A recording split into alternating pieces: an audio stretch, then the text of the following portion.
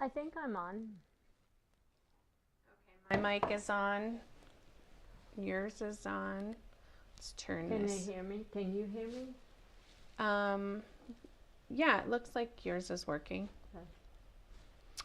Okay, I got a notification that we're now live on our YouTube channel on my phone. Let's turn that off. So, What's the finished size of these blocks? I can't remember if they were 7 inches. Well, they're actually 6 inches. So it's a 12-inch finished block. all right, we got people on YouTube. Let's see. Hello from Bucks County, Pennsylvania. Awesome. I gotta resize all my screens here so that. And we're muted. Okay. All right, so now I can see all the comments. And I got Cindy from Tampa. Hi, Cindy from Tampa. Tampa's where my daughter's at. She's going to school down there. So she's at University of South Florida.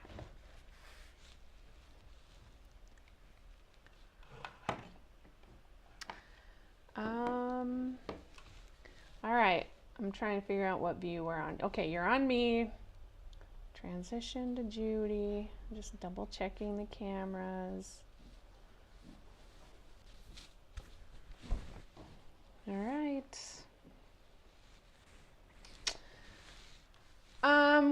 Welcome everybody to the Quiltworx Q3 video for the Arizona Cactus. We're going to make the quilt today that you see on the wall behind Judy. But before I let her take over, I want to go over a couple things with you guys. First, I'm excited to say, I don't know if all of you have seen it yet, but we have our 2026 box program open. So if any of you are considering joining the box program, please go over to box.quiltworx.com and check it out. We have 4 different colorways for our large quilt next year, which is called Berry Bramble. And this one that you see here is the queen size, but you can make it in either a 57 inch if you get Q1 and Q2, a 68 inch if you get Q3, 99 inch for a Q4 queen, or you can even do a Q4 king, which takes it to a 118. So we need to change the graphic, and things have been very busy around here on the king size version here.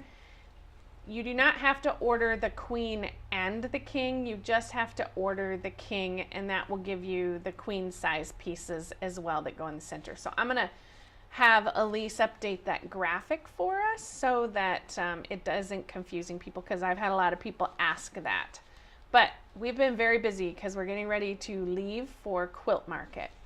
If you haven't done the box program before, I would suggest that you come down here and read through everything on this first page just to get an idea about all the little things and intricacies that go into signing up for the box program, so you make sure you get everything you want.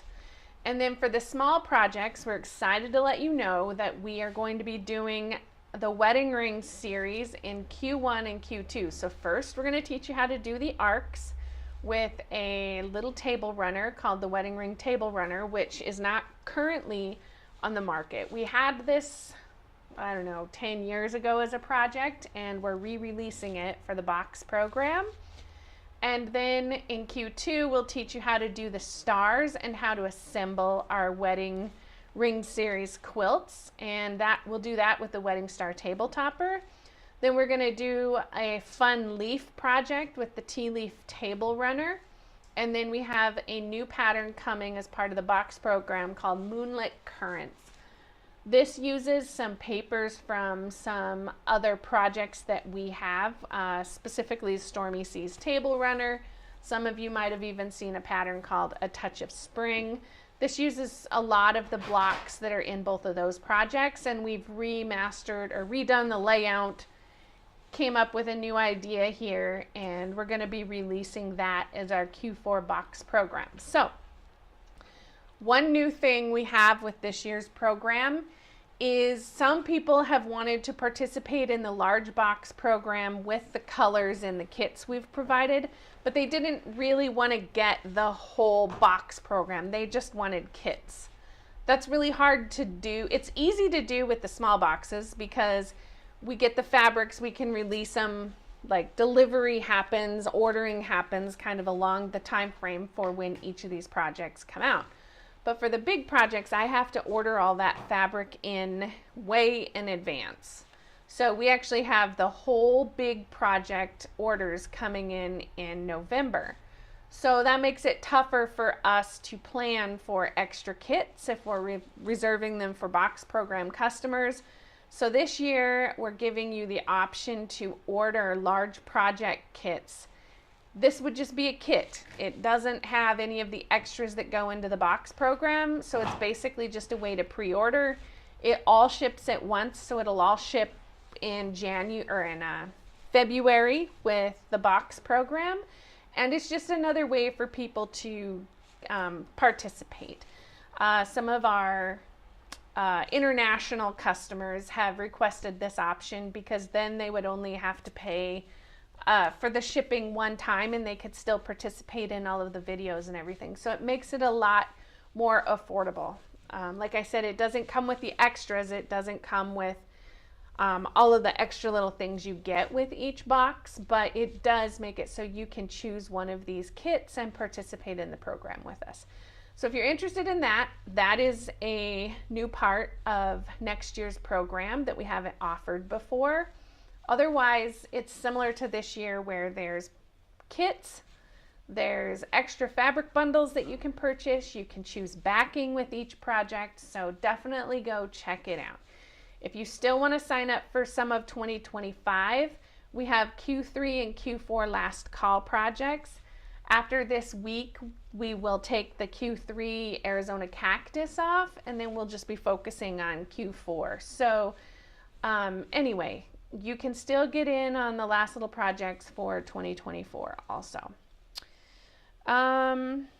Let's see. Colorways. So Judy's going to show you the different colorways that we did for this project. If you bought one of the rainbow kits, it's probably best that you kind of watch today's video and then go back and work on your cutting and different things. And after you watch it again and again, because it's a little bit different than the way the instructions are written in the pattern. Also, some of you probably got way more fabric than you thought you were, because when I gave the information to our cutting team for cutting the kits, somehow we got our wires crossed on that and they cut more fabric than was needed. The cool part is you guys got more fabric. A lot of you did anyway. But most of you got more fabric. We also sold a Tula Pink version on our website that also ended up getting more fabric until we were able to come in and correct the kits. So anyway, Judy will go over all of that today. I just wanted to let everybody know that we really want to show you how to adapt these patterns for rainbows. Also, if you got the rainbow, excuse me, you have an insert in your pattern for some cutting adaptions. If you did not get a rainbow kit, you don't have that. So when we talk about that part today and you think, oh, I don't have that sheet, well, you don't need it if you have any of the other 3 kits that we created. Judy will go over all of that. And is there anything else I need to tell them? I think we're good. Okay, so I'm going to switch it over to her. And hello to everybody who's tuning in. I see lots of hellos coming across the both of our chats. So thank you guys for joining us. All right. Okay, you're on, Mom. All right, everybody. I'm glad you're here and watching us. And today we have a lot of information we got to go over. So we're actually, what I'm going to do is I'm going to go through the cutting for one of the kits, and it's the one. It's the one with the Island Batik fabrics, and the designer's name is Tiffany Hayes. Tiffany Hayes, okay? So if you have one of her kits, basically we're using this kit for our cutting information. But I also have to go through, as I'm doing the cutting information, and switch out and show you different things about the rainbow. So it could get a little bit of confusion here just watching me, but if you go back and after you start cutting everything out, and then if you open up the video and watch it, it's going to make more sense to you what we're going over. But we're going to be switching back and forth through that, the rainbow information, okay? Then we're going to do some paper piecing demonstrations. So I have some blocks that we just cut out of some extra fabric to teach you how to do paper piecing. And then we're also going to go through how to trim them. And then we're going to do a segment that's about curve piecing. And when you guys get ready to do the curve piecing, you're going to want to go back to this segment, because the curve piecing on this, the reality of is curve piecing is that the smaller that little curve, the harder it is to get that in. And so we're gonna do some curve piecing on that. And then the other thing I want to go through is I set up the binding or the border yesterday, and when I went to put it on last night, I was like, this doesn't fit. Well, what's my problem? And then I'm like, wait, there's no way this can't fit, because we don't put patterns out for 15 years and never have somebody tell us that it doesn't fit. So anyway, I thought, well, maybe I should go back and read my instructions. Someone said you sound far away, a little difficult to hear. Well, it's on. I don't know if I can get it any closer. Here, I can maybe. We turn the volume up? Well, if I turn mine up, you might sound a little bit louder. Does it, let's see. Does this sound better with me talking into it? We'll find out. Okay. If you have issues, let us know. All right. We'll adjust on the sound. So anyway, it dawned on me that it wasn't, the little inside strip here was not an added border, that's actually a lip. And so don't make the mistake I did and try to sew it on without that border. If you, She should have read her instructions. I should have read my instructions first, but it's been a long time since I made this quilt. So anyway, and my memory was not there. So anyway, this little black strip here is an inset folded lip that we put in there. So it's not stitched down. And so we're going to go over how to do that with the mitered corners at the very end of the video, okay? And so we're going to get started. The first thing I want to go through is, Judel talked a little bit about the different colorways. So Tula Pink colorway, if you have a Tula Pink fabric, your star pieces, the little stars in the center and the big star, are cut out of the same fabric, okay? The kits were cut to where you use 2 different strip sizes to do that, but if you want to save fabric and stuff, just realize that there's probably enough fabric from the very first strip that you have to get all of those pieces. And it was done that way just so that we could keep everything matched up and keep the kit cutting the same. So you're probably going to have some extra strips left over from that. Just use up everything you want and save your big pieces for scraps. So anyway, The other thing about the Tulip Pink is it's going to follow a lot of the rainbow colors as well. And so you're going to want to make sure that you get all of your fabric swatches in your instructions, okay? So then we also have a Hoffman colorway, and the Hoffman colorway follows the instructions in the pattern just like the Island Batik. And so if you have a Hoffman, you're going to be following the instructions all the way through the pattern.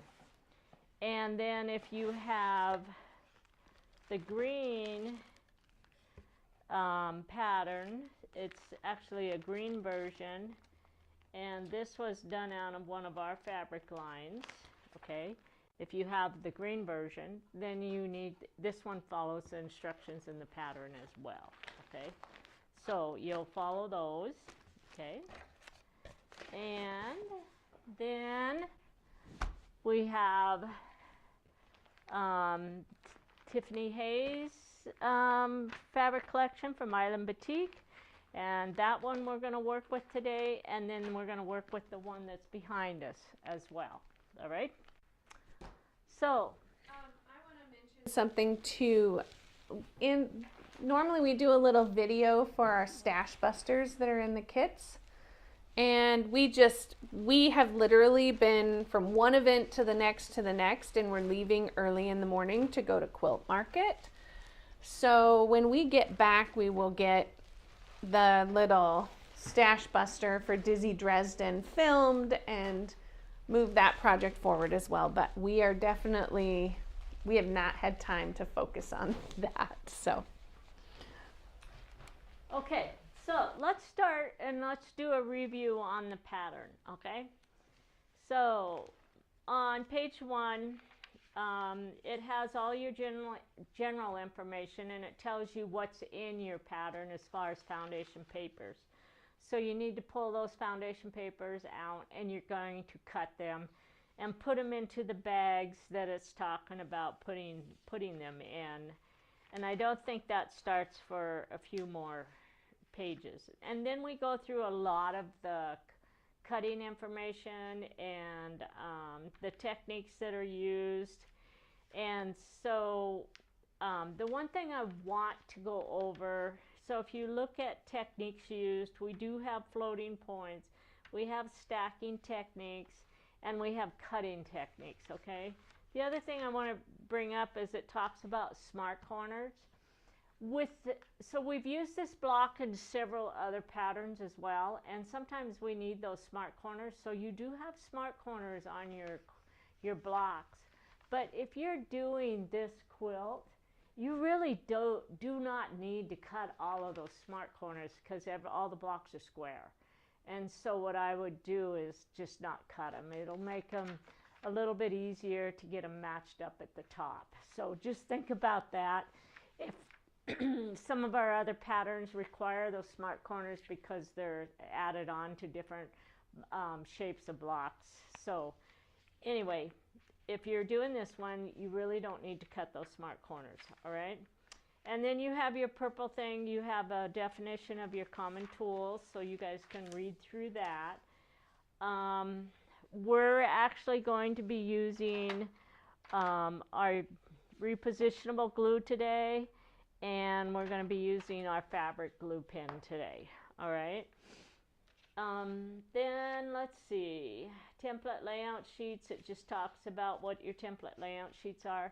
I've already pre-cut all the papers for this because I knew there was not time in it to go over that. So you guys are going to have to go back and refer to one of those other videos if this is the first one you've watched on how to cut out the foundation papers, okay? So then it just gets into color planning and special hints and things like that. And the instructions start at the bottom of page 3, all right? And so one of the things to think about here is when I first started reading this, I'm like, well, there's more than 24 units on one of the pieces. But there's 2 parts to this pattern. So you have all of these blocks that are part, and then these corner pieces here are actually the second part of the pattern. So these units here are not part of this. The other thing you'll notice, even though they're exactly the same size, they do not have the same unit numbers, because these pieces were designed for a different pattern, and so it says unit M on them. And these are, I think those are A1, unit A1 and A2. So, but if you get something mixed up in there, don't worry about it, because these little pieces right here and these are the same size. Everything's the same other than the way they're referenced in the pattern, okay? So we're going to start on the next page. And what I want you guys to do is, if you look at the foundation papers on TP 253, there's a T template on there down in the corner. It says T template B2 not used. So you can just, that's so if you want to start changing and playing with different colorways and you have these square blocks. So this particular layout here has a whole bunch of blank blocks to separate the pieces, and that particular one uses that square, so that's why that's on the foundation paper. And then the other thing is, it says that template B1, it says to move one of those to the group with that goes out here, okay? And those templates are actually here. The only difference between the B1 template and the template that was provided on that other page is that one of them has smart corners on it, okay? And so if you cut all of your smart corners, then these pieces would end up with smart corners out here, okay? But the sizes are the same there, all right? Underneath, all the other templates are used in there. If you're doing the rainbow version, you're going to go through a process of cutting your templates apart, because they go on smaller strips, all right? And so we'll go through that as we go through the cutting instructions. For the unit and color layout, the picture that's in here for the color layout is actually going to match all of this, everything you have, other than if you're doing the rainbow, you're going to have some A, B, C, D, E. I think there's 6 different colors in the rainbow version. Yeah. Basically, you're making the same block, but you're making 6 color groups, and you're making 4 of each. So you got to keep track of those color groups as you go through. So if you're doing this rainbow, you're going to have a sheet here, and what you want to do is fill out this sheet right here, because that's going to give you where all of your colorways are. And I have to say that when I opened up the package to go through all of the cutting to pull this together, I was quite impressed with the way Jason, who does a lot of our kitting, had actually laid out all of the colors. They were just laid out so nicely. It was hard to mix them, you know, to get confused with what you were doing. So anyway, as you're going through that stack of fabric, if you're working with one of the rainbow, just start at the top and get your little swatches in place before you start moving everything into different separate groups, all right? So basically I have all of my groups. Now a couple things that I did notice is on some of the labels that came on your fabrics, it talks about color group 1. Just ignore that color group 1 on the rainbow version, because in reality you have 6 color groups, and they did not give you a different label for every color group.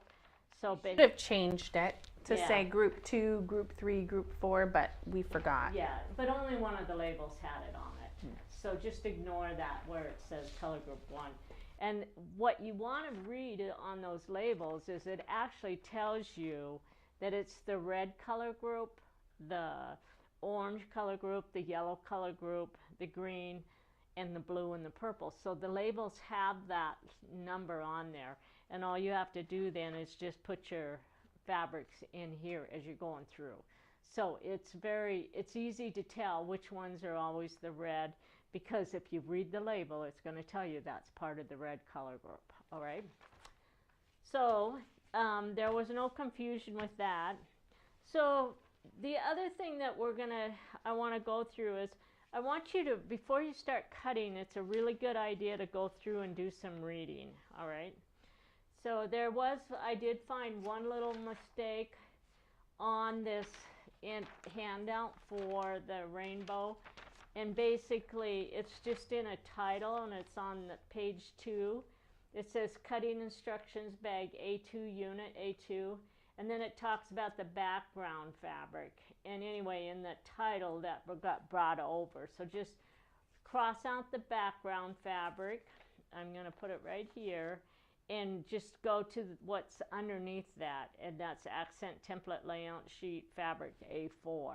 Okay, so basically what you're going to be doing is jumping back and forth between these two patterns if you're doing the rainbow.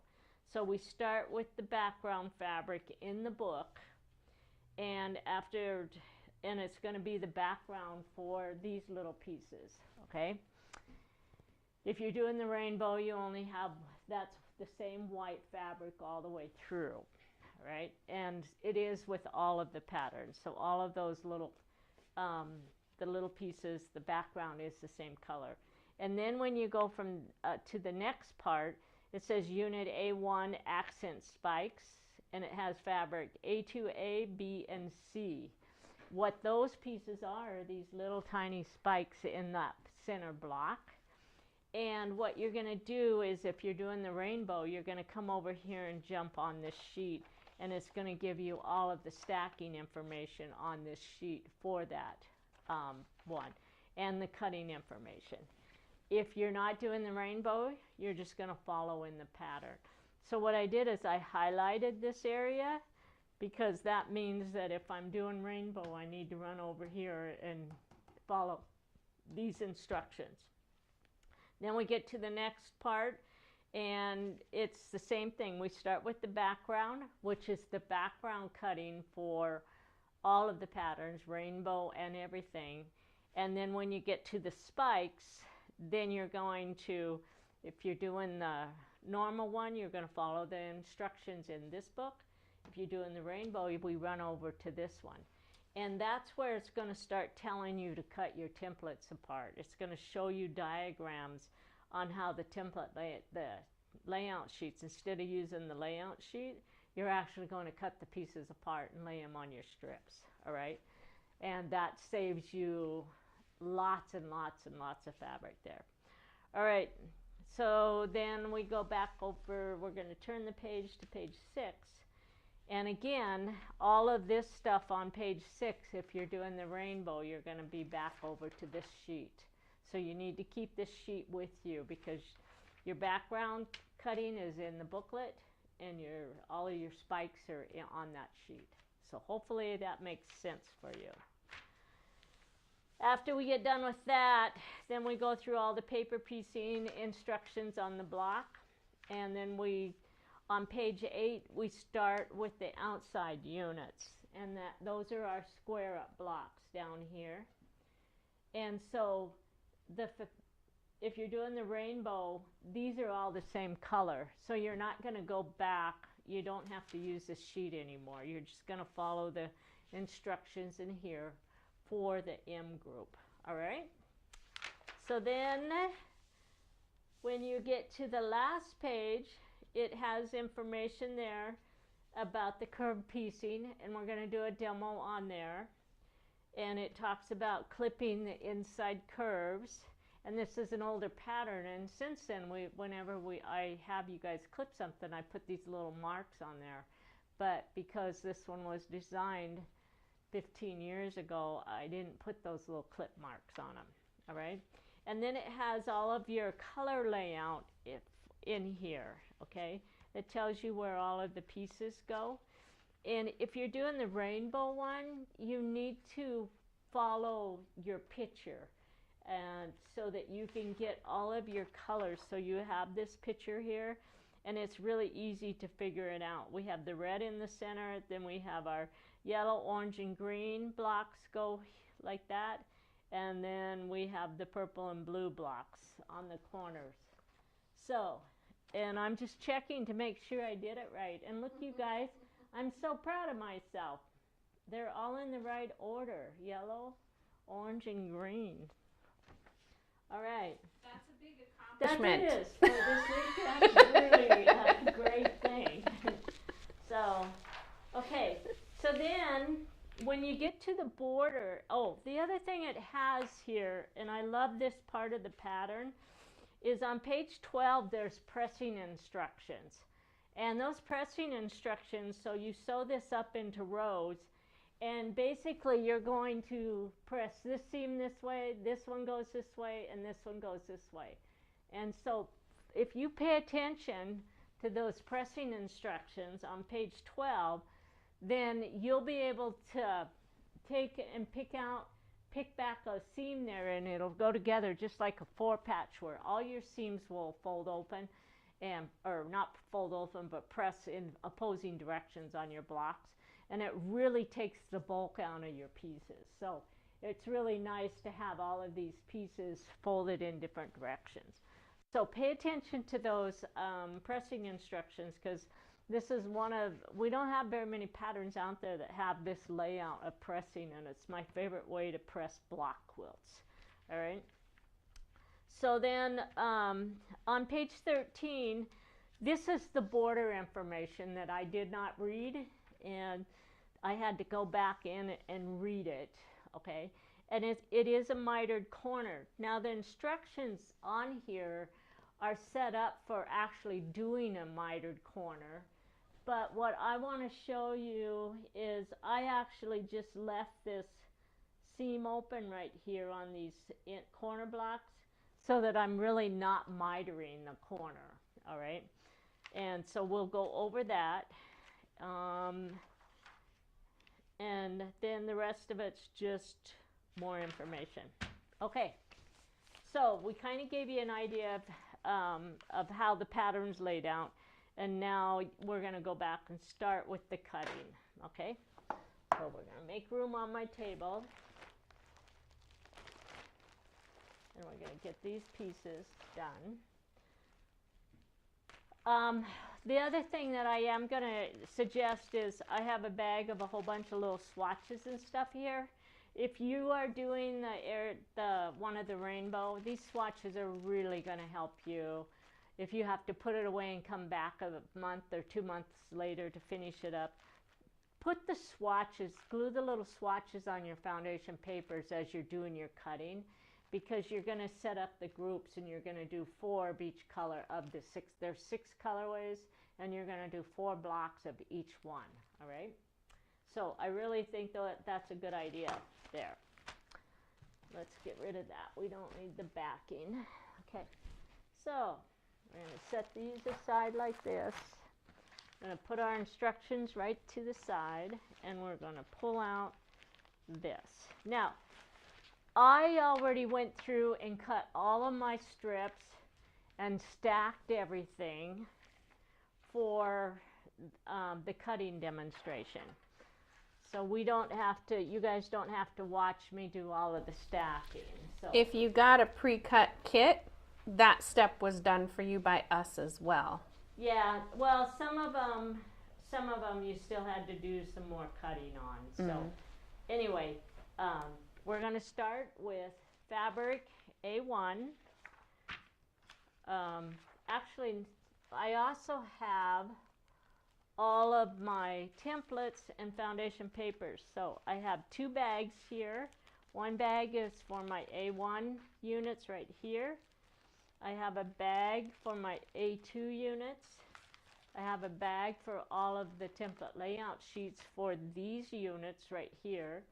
And then I have another bag which is kept separate for the M units for this stuff out here, okay? But I didn't mix that up with these because it's cut in different colors, all right? And then underneath that I have my binding, so I'm going to move the binding out of the way as well. Okay, so we're going to start here, and like I said, I went through and did all my pre-cutting down to the strip sizes that I need. So if I look, it says black background template layout sheet fabric A1.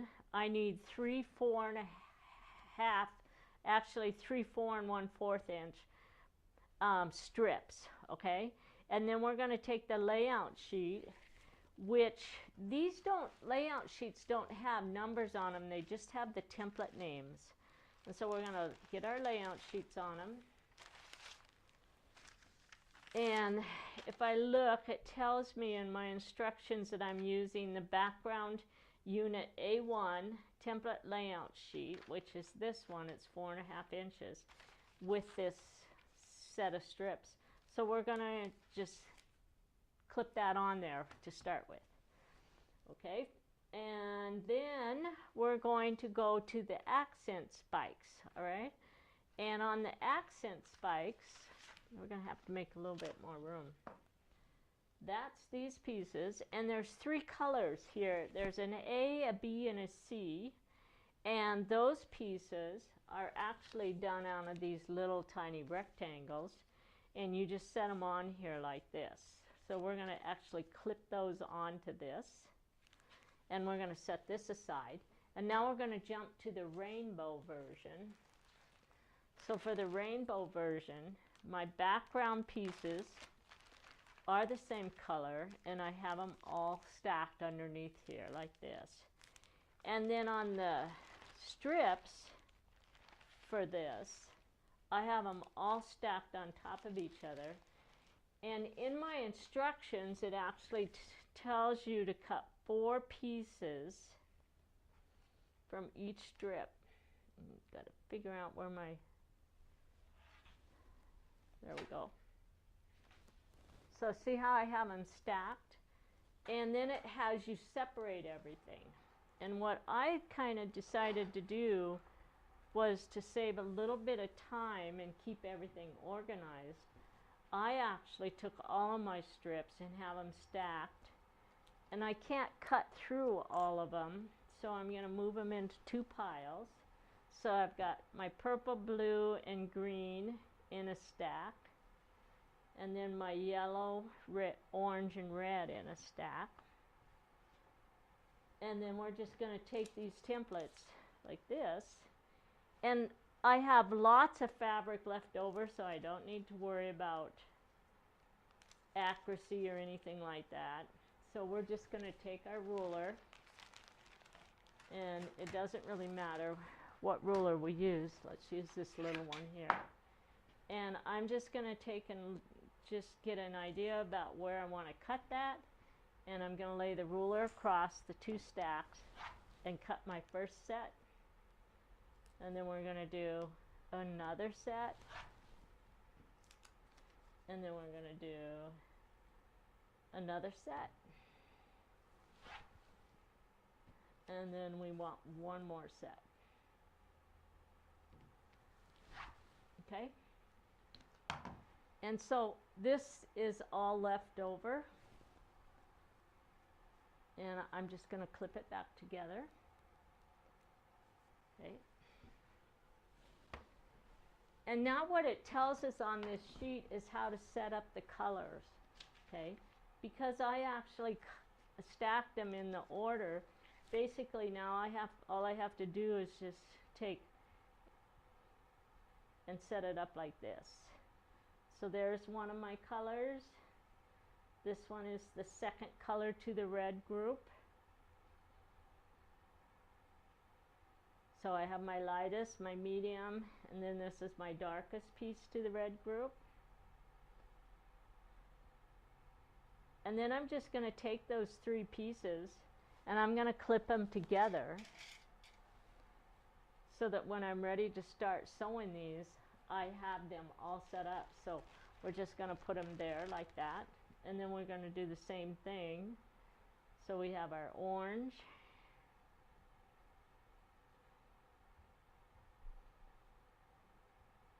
And that's what it's talking about when it's having you go through and do your separation.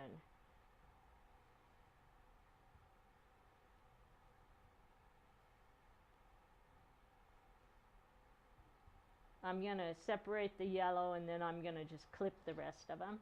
So this basically does the 4 blocks that I need for each one of my colorways.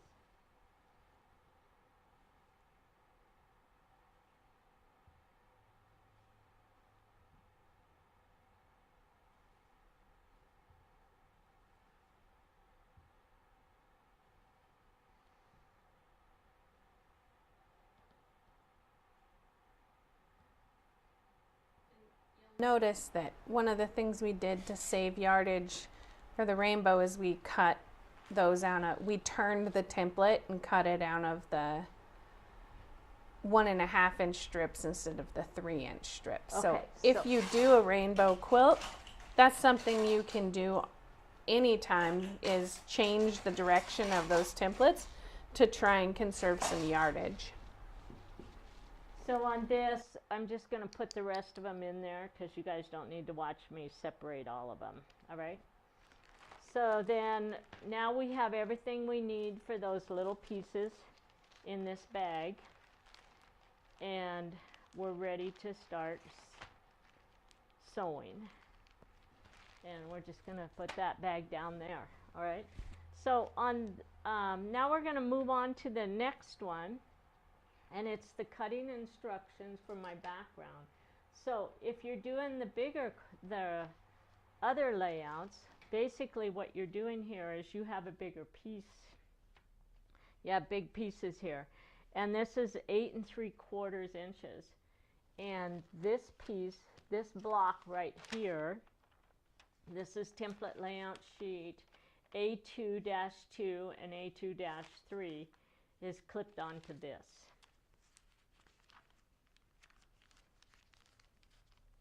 And so we're going to put this over with this group right here.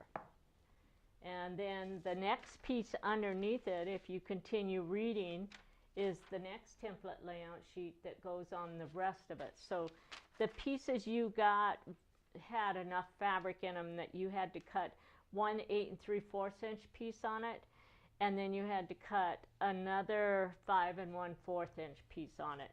And then you're going to have one of those fabrics is going to have some leftover fabric that is used later on in the pattern. So when you open up those kits, pay attention to the labels, because if it has 2 labels, it means that piece is being used in 2 different places. If you have 3 labels, it means it's being used in 3 different places, all right? All right, so then we're going to, after we get those backgrounds done, then we're going to go back to the fabric A4. And A4 is my big center spike, which is this one right here. And that's the layout sheet that goes with it.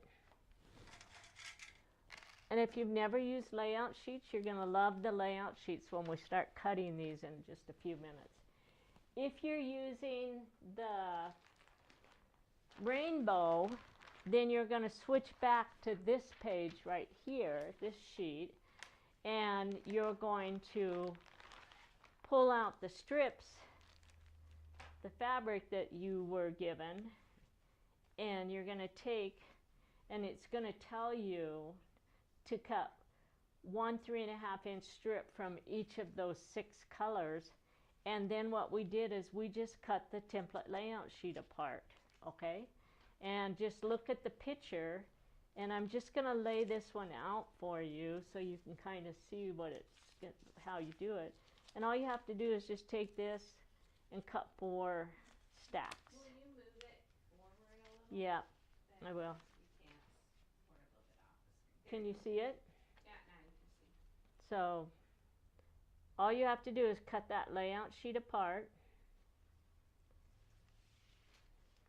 and then cut these pieces on there like that. Now, you can cut them like that. I actually prefer to get the grain line, cut them with the grain line, but I have seen a lot of times where people will actually take it, and to conserve fabric, they'll go like this.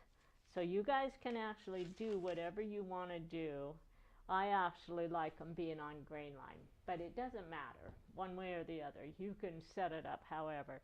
This is going to save you quite a bit of yardage if you set it up this way. All right. So anyway, so now you know how to do those.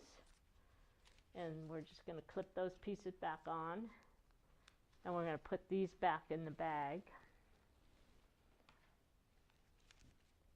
And I have, the other thing I want to go through on this one is I have 3 different colors here that I already cut these up. So when you're looking at going through your background information for these, make sure that you pay attention to the number of pieces you have to cut from each one of those 3 colors.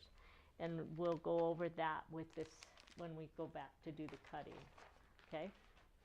Now then, these are the other pieces for all of the spikes. For fabric A5, here's my A5, and there again I cut the layout sheet apart, okay? And then I have to follow my cutting instructions, and I have to cut enough to do 4 blocks, all right? So that's fabric A5. Those are all set up, and we cut the template layout sheets apart. And then we get over here to fabric A6, and it's done the same way. So I hope that when you guys get ready to do your rainbows, just take the time to go through and put those little swatches on things, sort everything out, and then from there, when you start doing the sewing, you just make 4 of each colorway, all right? So someone asked real quick what the quilt to that one there is. Oh. And it's called Prickly Pear. It's out of the Geese Migrations book. And we actually have lots of projects in the Geese Migrations book that use this same block.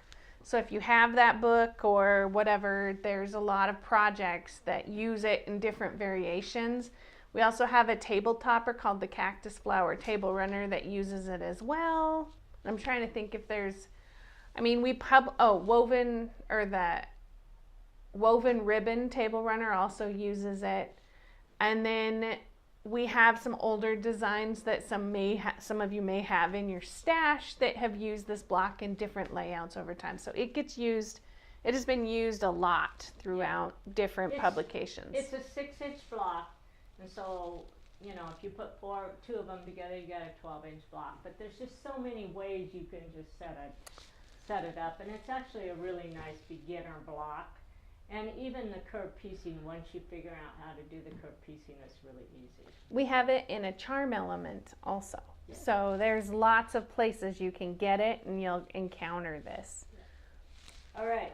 So we're done with the rainbow stuff now.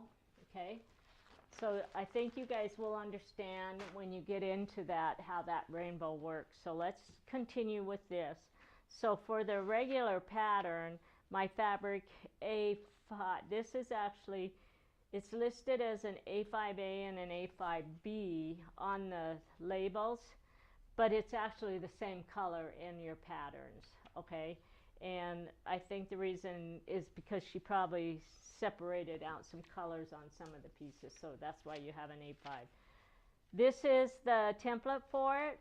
Now pay attention because this requires you to cut 2 strips, 2 5 3/4 inch strips. So I have those ready to go, and then we're going to turn the page. And I already cut this because I actually screwed up and I didn't pay attention to what it told me to do. And so I thought I knew what I was doing, and I didn't. So I messed up my fabric and had to go back and cut some of my layout sheets apart. And anyway, but we're good now. There's lots of fabric for people like me that have a tendency to cut before I read. Okay, so now what we're going to do is actually go back through the cutting. I have no more templates left. I have them all paired up to my fabrics, and so we're going to go through and demo the pre-cutting to get everything ready. The rest of the fabric I already paired up, and I just put it into this bag that was in the kit. And we're not going to go through this one because you'll be able to figure that one out. So we just have so many things we got to do. So let's go back through this pile. We have all the templates there. If you've never used the template layout sheet, you'll love it after watching this part of it. 1, 2, 3. I have 3 fabrics here. And in my instructions, it's going to tell me with the picture that I need to cut 4 pieces off of this. So we're going to start right here. And I always get rid of the salvage. And then this gives me 3. So I have to have 12 pieces all together, so I'm making 4 cuts. This is going to give me 6. This one's going to give me 9. And this one is going to put us at 12. Okay.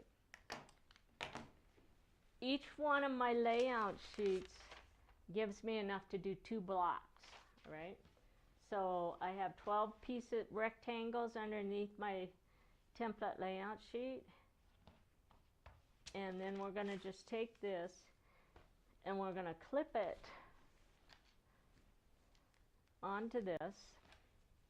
And I like to put a clip on each one of my section pieces.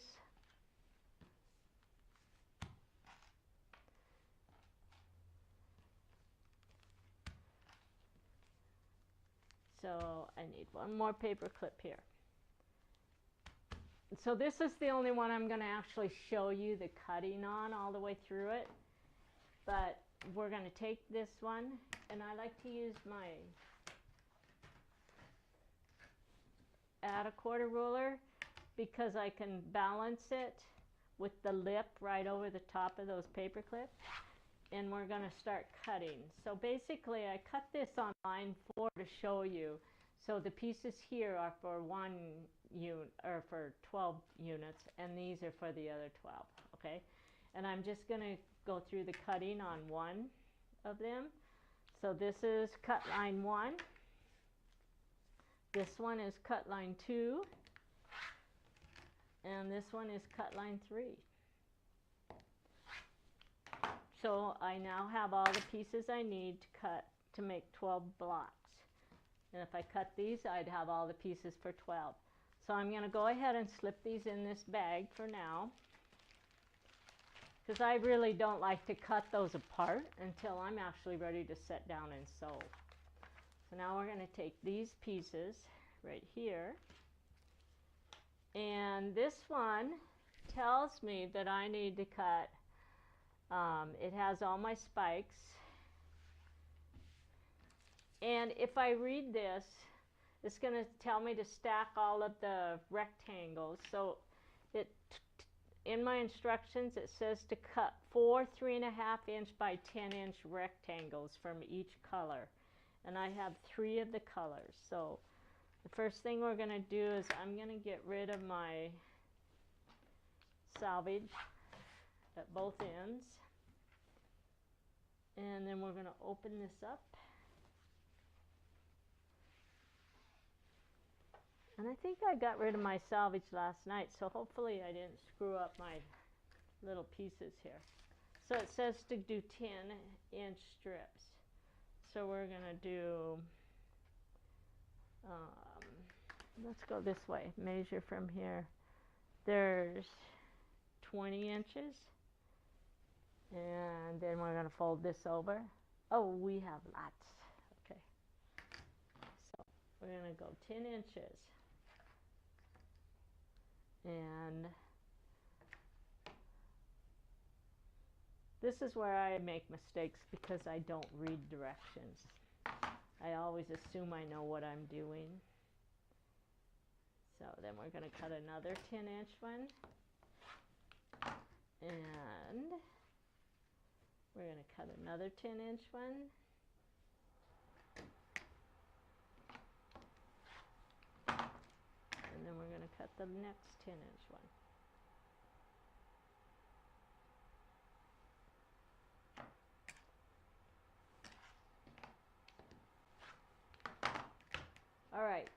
And then as you go down, it says stack the rectangles facing right side up into 3 stacks of 4 rectangles sorted by color. Use the A1 spike template as a guide to cut a total of 24 pieces from each stack, or 6 stacks of 4. So, and then it tells us to clip them together. So what it's doing is it's giving you the stacking order, so that when you start chain piecing your pieces, you can number your papers 1 through 24, and basically this will set it up to where you'll go through all the colors and you don't have to go through and resort a bunch of colors for it. All right, so it actually, you want to follow that information. Basically what it's telling us is we're going to start here. This is color 1, color 2, color 3, and then we start over here again like this. And now we can chain piece all 24 of these without having to change things.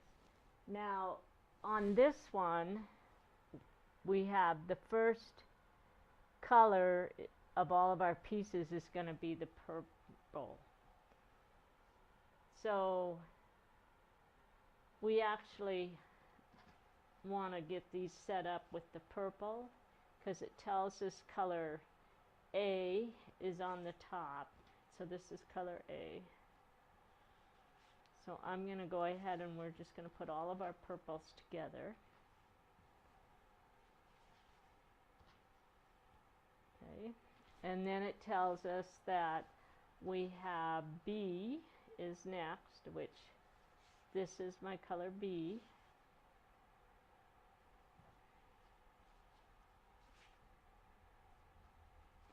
And this is my C color.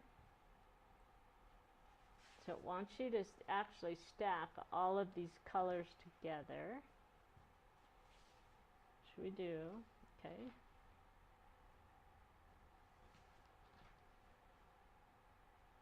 And now we can take these and we can use this. And these are actually, if I look at my template, it says they're, I think these are 1.5 inch strips. Yes, they are.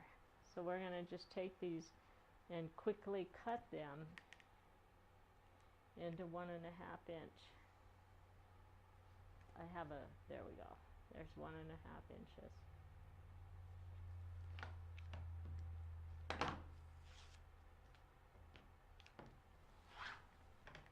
So there's 1.5, 1.5,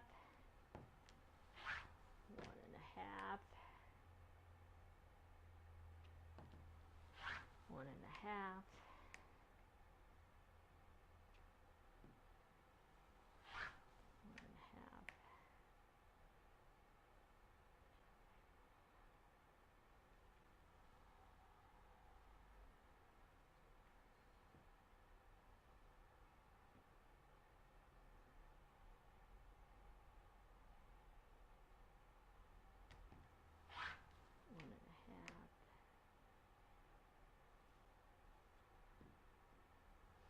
1.5. So we have a little bit left over here, unless I cut something wrong size, but I think I'm good. All right. So now we're just going to take all of these pieces and we're going to put a paper clip on them. We're going to take all of these, because each one of your spikes, blocks uses one of each one of these pieces. So they're all the same. Cool. Okay. So there's my pieces, and I'm just going to pull this out and show you kind of the way it's going to be stacked. All right. So if I was going to go through and do all of these, basically I would have, this is my section 6. All right, and then we're going to go, we'd have a section 7. This is section 6. This one is, oh, I have to have my other pieces that I didn't cut. All right, so I guess I do have to cut these to show you the stacking order.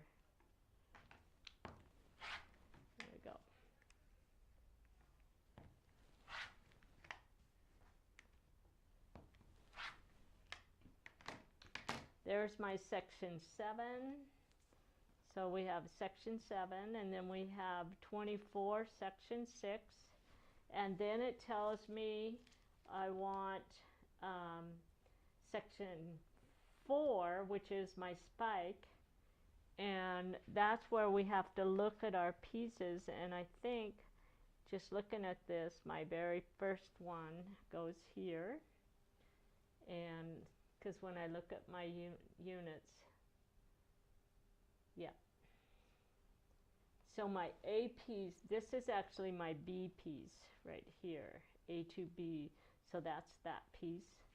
And then the next piece on is going to be, this is section 5, section 4. And then we're going to go section 3, section, that one, there's section 2, and here's section 1, okay? So notice in our stacking you're going to have those two colors together, and the reason why is because you're jumping back and forth. You start in the middle, so that's section 1, and then you go section 2, section 3, section 4, section 5, and then it's section 6 and 7. And you have to figure out which one's which on your pieces. And I actually, my C is supposed to be here. I have these two colors mixed up right there. All right. And my purple one, that's my C. Oh no, I did not have them mixed up. That's C. And this one is A. There we go. So, all right. So you guys have to get those sorted out, figure them out, and then we'll do the paper piecing demo on these in a little bit. All right. So on these, we're not going to go through the actual cutting them all apart because there's just too many pieces. But I do want to go through this. And if I look at my pieces, I'm supposed to have one strip from fabric A3. It shows that on the bottom. And then it has two fabrics from fabric A3B, and then one fabric from A3C. And then it has you stack those like this. And so what I did is it wants me to cut two pieces from fabric A3, the A fabric, so I put the A on the top, and then I put the B, which I have to cut 3 from each one, and then I put the C on the bottom, okay? The reason why is because now I can remove my fabric as I'm cutting. So we're going to cut the selvage off of here, and I'll show you this process. All right, here's my selvage. And then we're going to take this piece. We're going to put a little bit of repositionable glue on this one so that my template doesn't move on me.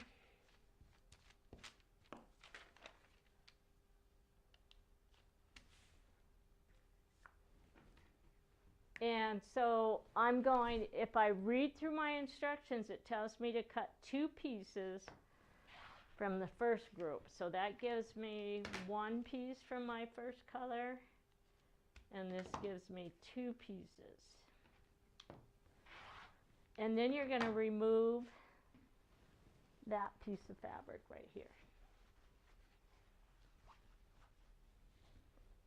And then from my B color, which this is my B color, I have 2 fabric strips. It tells me to cut another one.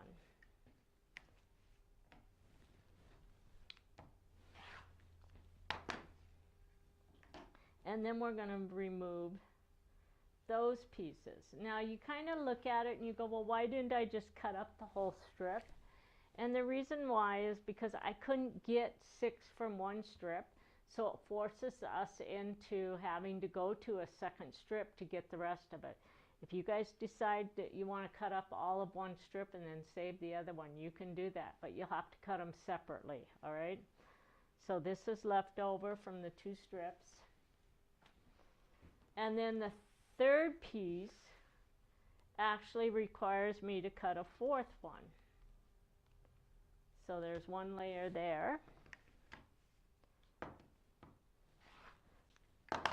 And this is my leftover.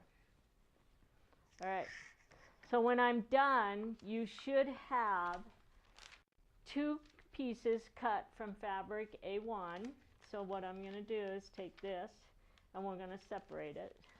So that's my fabric A1. We should have 6 pieces from fabric A2, and we should have 4 pieces from fabric A3, or the C1. So there's my 2. This gives me 4 here. There's 2. This gives me 6 right here. And this one leaves me with 4. So I have everything I need there. And so for this, now that I have all of the cutting done, I'm just going to slip it back into the bag with the pieces until I'm ready to actually start sewing. Right.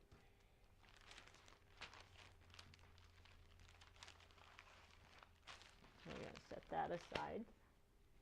And then we go through the same process with this one. It tells you that we need 2 of one color, 6 of one color, and 4 of the other color. And it's layered the same way. And so we'll just go through and get that cutting done on those pieces as well. All right, and we don't need to demo that one, okay? So now we're going to go to fabric A4. And fabric A4, if you look at that graphic there, it shows you you're going to use almost all of the fabric. So you can't do any shortcuts and leave the fabric folded. You have to open up that strip. So we're going to take and open up the whole strip, and we're going to put repositionable glue just on the back, just a little bit. Don't push hard on that glue. And then we're going to take this and we're going to lay it in there, and I'm going to get rid of this selvage here. So I can move this over just a little bit more. There we go. Get that squared up a little bit more. And then we're going to start cutting. And because I don't have a lot of room, I'm actually have my template layout sheet cut right to the exact size. And then we're going to flip it over. And then we're going to cut this side. Okay.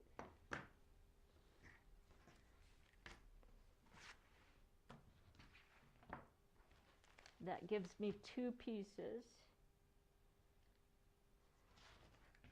And each one of these layout sheets gives us 4.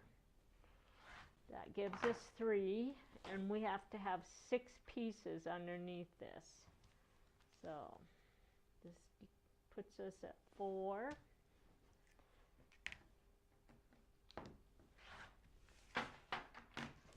This one puts me at 5.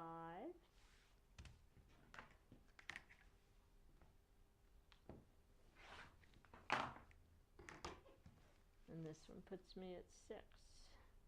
So you can see there's not a lot left over on that strip. Alright, so now this stuff that's left at the top and the bottom, you really don't have to trim it off, but what I would suggest is that we move this piece up and then trim the bottom, because if we don't, then we're going to end up with a piece that goes like this on it. And it makes it a little bit harder to get this underneath your foundation paper. So on this particular piece, we're actually are going to trim that down. And then we're going to put our paper clips on it.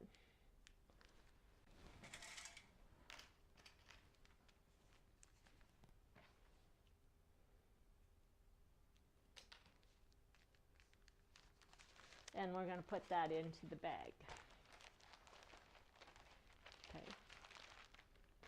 And then we go back to the next piece, and we're going to read through. You can see again that we have to open this one up all the way to get all of the pieces on there. Okay, so I think I'm just going to fold this up, leave it in here, and we're going to move on with our demonstrations and get into the paper piecing. You're going to finish this up and put it all in the bag. So the nice thing about what we're doing here is everything I need for these 24 blocks is right in this bag. So, and everything I need for these 24 blocks is in this bag.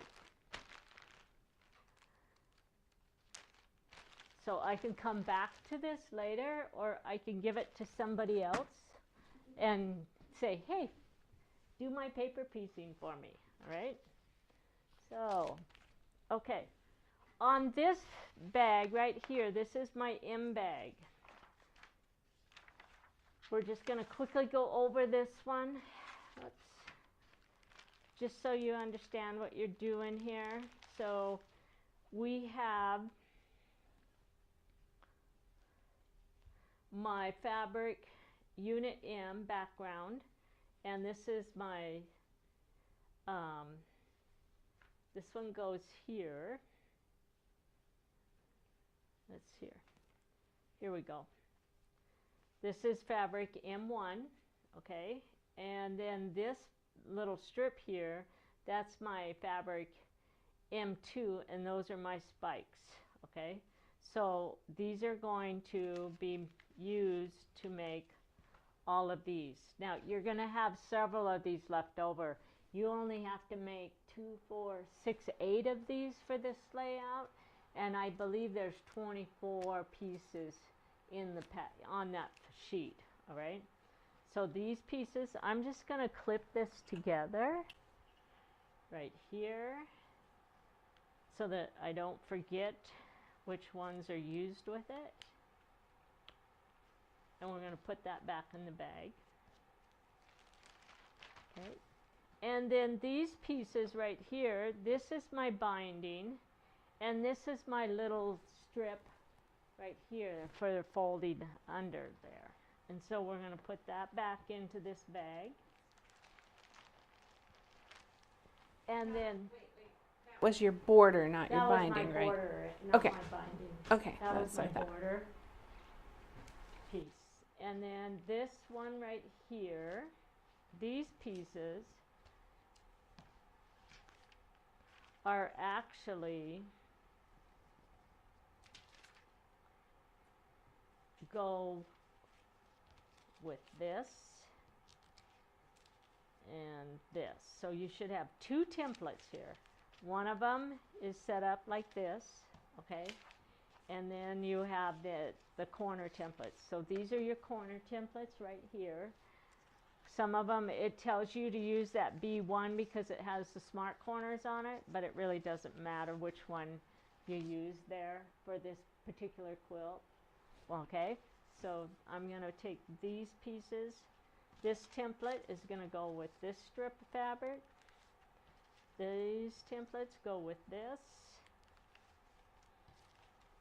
And then these templates right here actually go with this one. I should have put those on there. So let's go ahead and get these snapped to the fabric.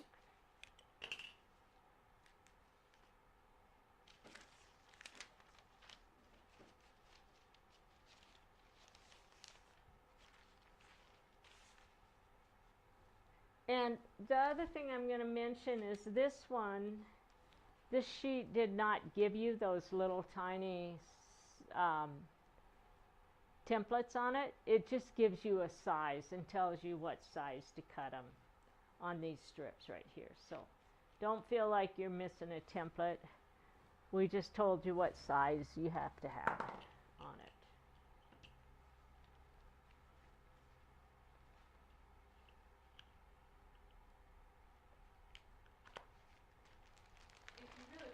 You can use the other one that you used in the other pieces, Okay. but So then you also have this template right here on here, and it's a cutout template, and we actually don't use it for this pattern, okay?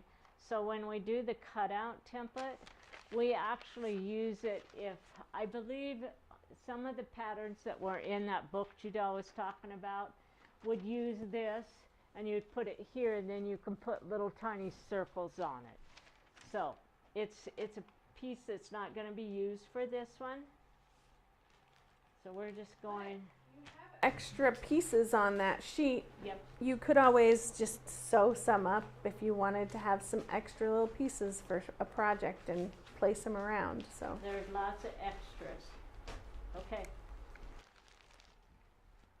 So that takes you guys pretty much through all of the cutting instructions. All right. So now what I want to do is we're going to get into the paper piecing. And so we have all of our pieces here. Let's get rid of this fabric.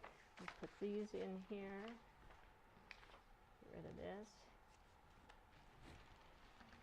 There's another template that we don't need.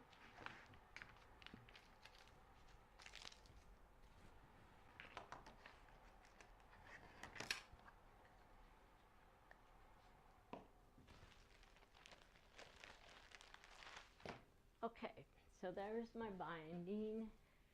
That goes down there. So here's a block that I have done. And this one is done, and I'm going to show you how to do the trimming with it. And this piece and this piece are sewn together. So those are basically what our paper piecing is for, all right? So we're going to go through the paper piecing on these units. Let's set these over here like this. And I'm going to start with the big pieces right here, okay? And I cut these out so they don't have templates on them. But in reality here, I have, this is my section 9. This was for section 8. This one is going to be section 7. This one's going to be section 6. And notice that, see these little paper clips? Because I don't have the templates, I didn't want to cut a whole other sheet up just to get the templates. I just put a binder clip or a paper clip on the sew side, so that gives me my sew side now.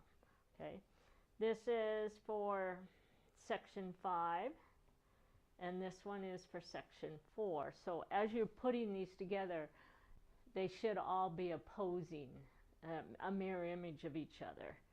Okay, this one is for section 3, this is section 2, and this is section 1. All right. So if you guys are new to paper piecing, I really would suggest that you actually trace the back side of your pieces. So if you have a light table, use a light table to trace them. If you don't have a light table, you can actually fold on the lines, and I'm going to fold on line 1, and I'm going to crease that line, and then I'm going to fold on line 2, and I'm going to crease that line, then I'm going to flip them over, and I'm going to mark those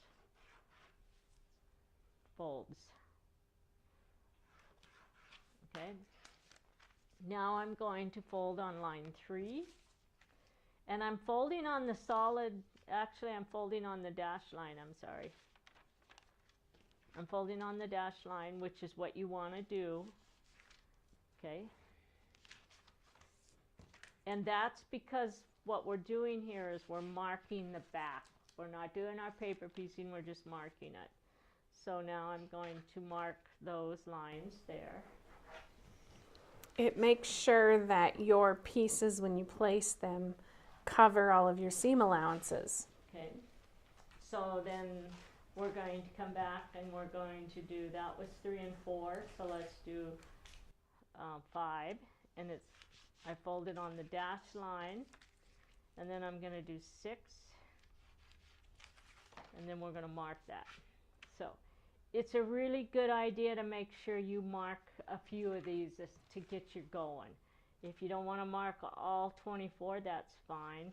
But it'll probably save you time, because you're probably, if you have a light table, you're looking at about 5 minutes to mark them. And it's kind of hard to figure out how these overlap up here on this top piece.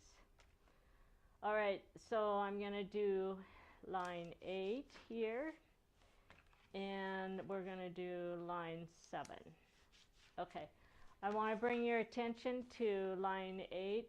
So line 8, it actually says that you're going to do a repress line 8. What that's telling you is when we get all of the paper piecing done, and after we trim everything, we go back and we repress this last seam, so that when we sew them together, it gives us opposing seams where all of our points match. All right, and you'll appreciate that little trick when you get to it. If you forget to do your repress, then you're going to have stacked seams on all of these points, which is going to be quite bulky for you, right? So we're going to take this piece right here, and I'm going to do one that is not traced, just to show you that when it's not traced, you spend more time looking for it, right? So I didn't mark the last 2 lines on it, so let's do that.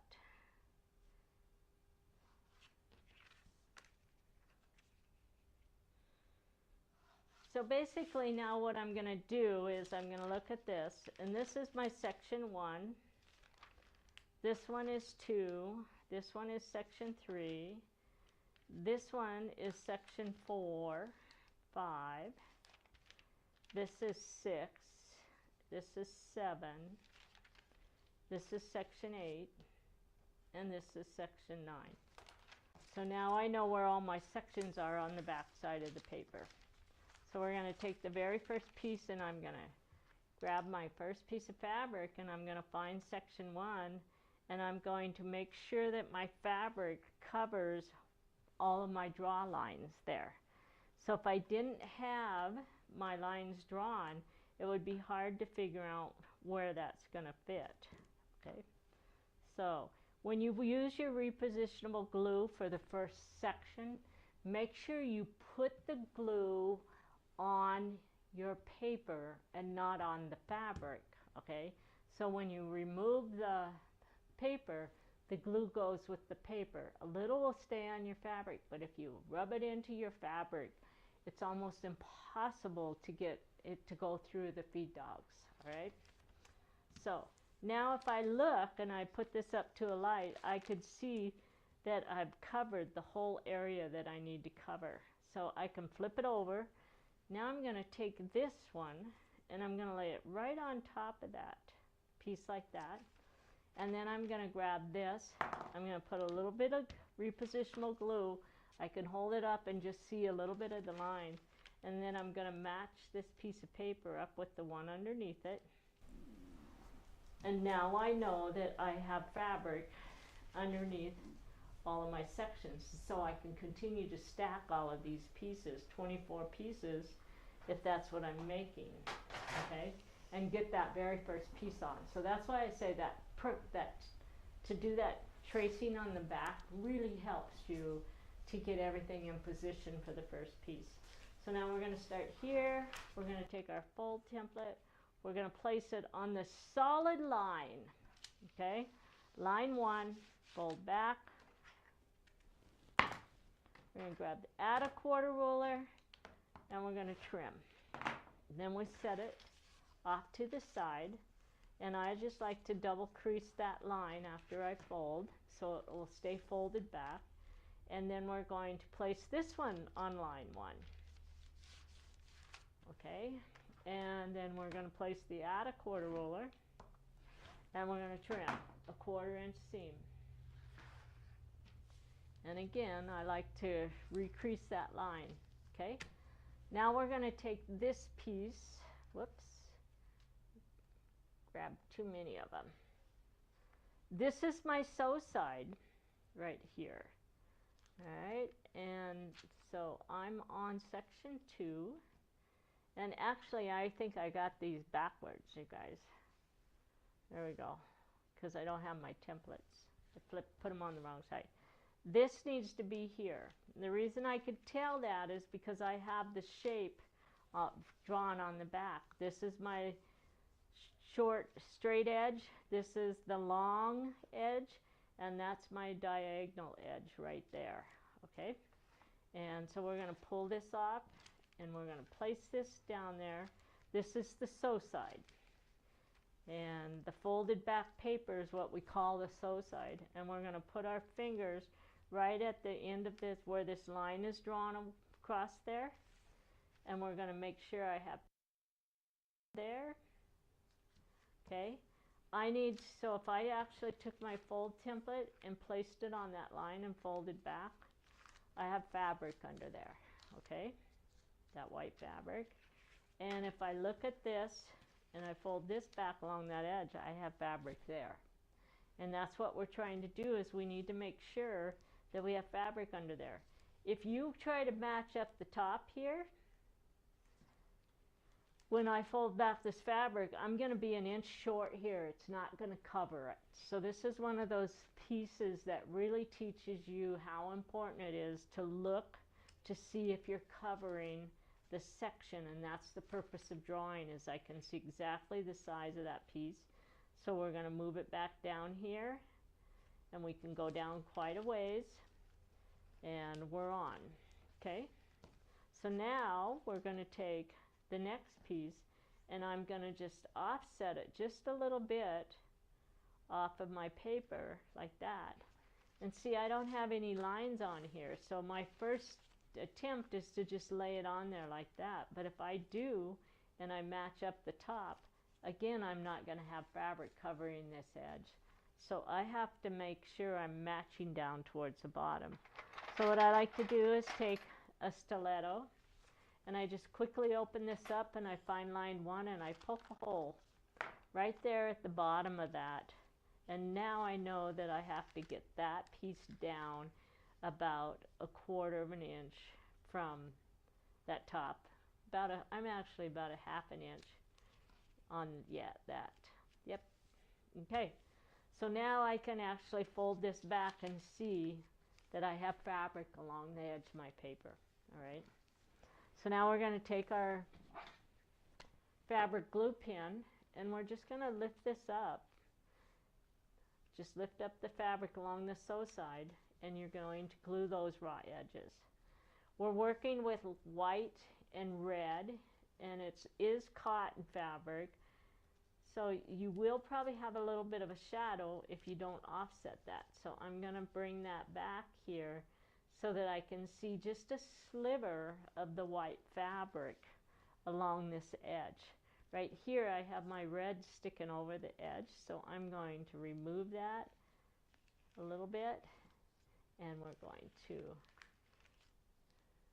readjust that so that I have a sliver of the white showing along those edges. Okay, so now we're going to take these to our machine, and we're going to sew on line 1. So we're going to take the first piece. I have gray thread in here, but I'm just going to do it since these are just little sample blocks. So I'm going to start sewing at the top. I would normally switch it out to white thread, and we're going to adjust our stitch length, and I'm going to go down to about a 1.9 on the stitch length. We sew on line 1, and we're going to go all the way to the bottom and sew about 2 stitches past the dashed line that's showing up on the paper. Then we're going to pick up the next piece, and we're going to start sewing. And we're on line 1, and I go all the way to the bottom, and about 2 stitches past that dashed line we're going to stop sewing, and then we would pick up the next piece until you had all 24 pieces sewn together. Right, so now we have to press these, and we're going to take this, and I'm going to just use a little bit of my starch pen because these have pretty steep points on them. I don't know if steep's the right, but they're long points. I want to make sure that those are going to press open for me, because it'll be really easy to get a fold in them, and I don't want that fold. So I'm doing a finger press, and then we're going to go to the iron.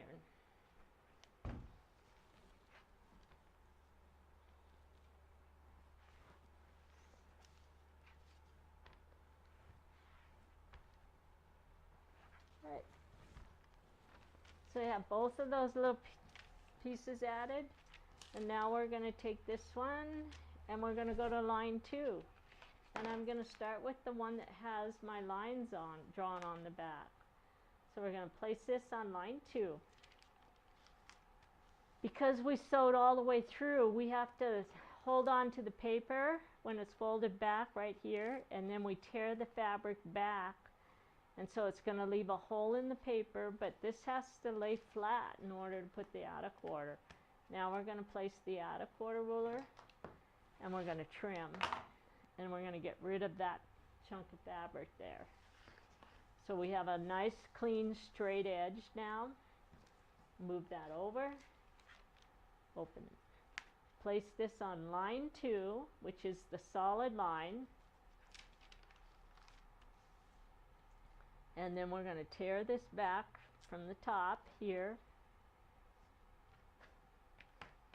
And the reason why I tell you to sew past that dashed line to where we have to tear it back is it cuts all my threads. So now all of my threads are past the edge of my outer quarter ruler. So when I cut them off, I have no threads tied to the back of my paper. And it makes it a lot easier to remove the paper when you're done. Okay, so now we're going to take, and we're going to start here with this one because it has my line on it. That's going to set me up to see where I have to go. Now, if I'm going to glue, I can actually put the glue on now instead of folding them back after I put the paper on. I'm going to put my finger at the bottom of where that line is, where I drew, and place this on here. I should have fabric on this side, and I need to have fabric past the bottom of that line, which I have plenty there. So we're in good shape. I'm going to take the next piece, put a little bit of glue along the raw edge there, and it doesn't take much glue. And we're going to find our stiletto. We're going to poke a hole on line 2, and then we're going to place that, and we're on. Okay, and I always like to double check these edges on these types of pieces. Whenever you start in the middle, you need to really pay attention to the edges as you're going out, because it's easy to, with traditional piecing, we'd be matching up here, and if we match up there with paper piecing, then it's not going to cover the section it needs to cover. So let's take it to the machine, and we're going to sew on line 2.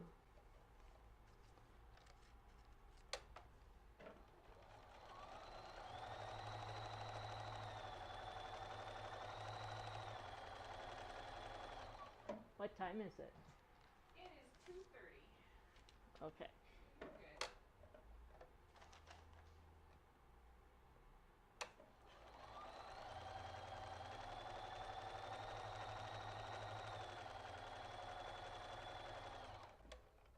Okay. So we're going to trim here.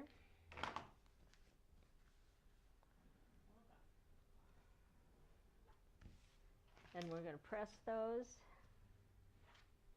And let's put some starch on it.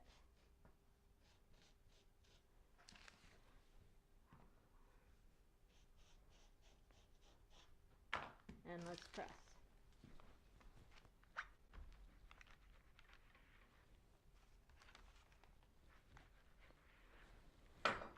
And remember, when you guys are paper piecing, don't press your pieces on top of the other piece like you would in traditional piecing, because you'll press your ink marks into your fabric, the one that's underneath. So I always move my fabrics off before I press the next piece. All right, so now we're going to find section. I have section 1, 2, 2, and 3. So we want to put on section 4, which is right here. So we're going to place it on line 3. We're going to fold back, tear, and we're going to trim. Okay? And then we're going to trim on this one. We're going to go take this one, put it on line 3, fold back, tear the paper so the fabric will lay, and then we're going to trim. Okay. And then we would start the stacking process again. I'm going to get rid of that thread. And so now I'm just going to double check. I want to start with this one I have the lines on. And this piece right here actually is going to cover all the way down like this. Even though I have a line there, that was from the bottom of the line on here. If I'd had a light table, I wouldn't have drawn that line all the way. Okay, so that's our section. If I look at my piece, this is my sew side, and this has to fit. So there's the bottom of my paper right there, and I have to have fabric underneath between those two areas right here. Okay, so let's take and just put this on here like that, that one, and then I'm just going to come over here and double check and make sure. I'm going to put it right at the bottom here of the paper, and I'm just going to double check and make sure I have fabric right underneath there, and I do. Then we're going to take the next piece, and on this one I don't have to really measure or poke any holes because I know I have to be at the top and I have to be at the bottom, and I need to center it. So I'm just going to take my fingers, hold the fabric down, and center it on there, and I'm good. And then we're going to grab our glue pen, and we're going to lift up and glue the raw edges.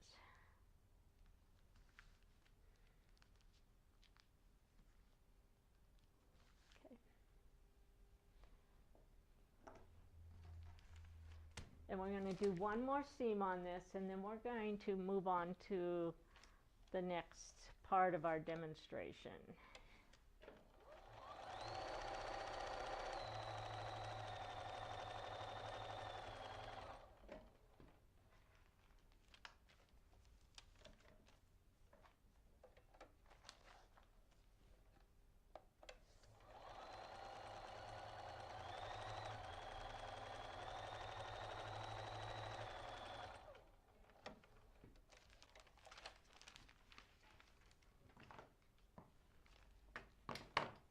Okay, now we're going to press it open, and there's our second point. And now we would take it to the iron, press it, and then we would add the next one. So I'm just going to move on to the rest of our demonstration. So that's your paper piecing.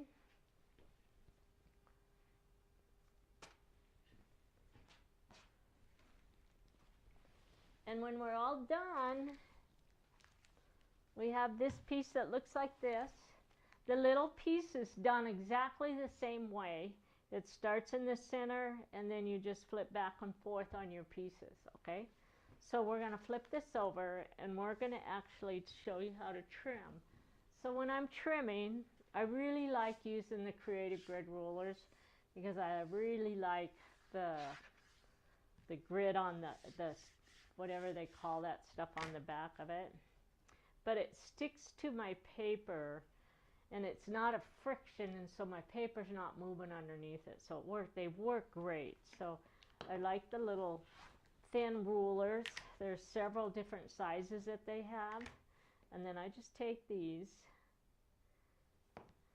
and we're going to trim, and I'm trimming on the outside perimeter of all of my lines. So it's right along that outside edge. Okay, so this is where I was telling you really don't need those little smart corners for this particular block. It works better if you actually don't cut them, because then you just lay your blocks right on top of each other. And then we're going to take this one. All right. Now on this piece, this little curve,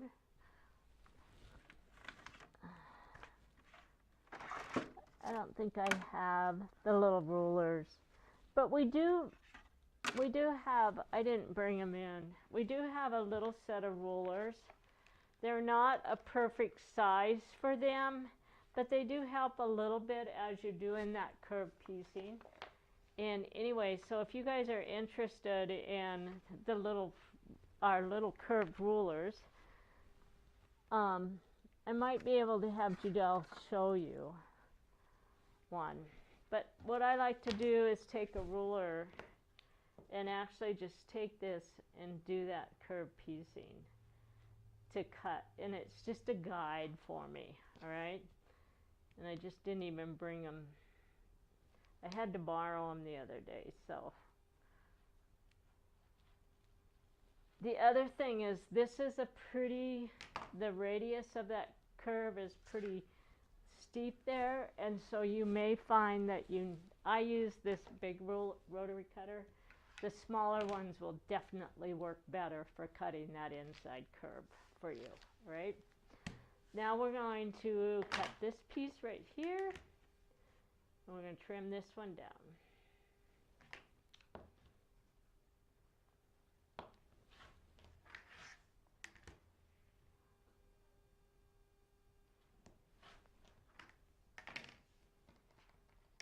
And then we're going to trim. I think this one's just too big. It'd be easier to do it free motion. Okay, so we have all of our pieces there.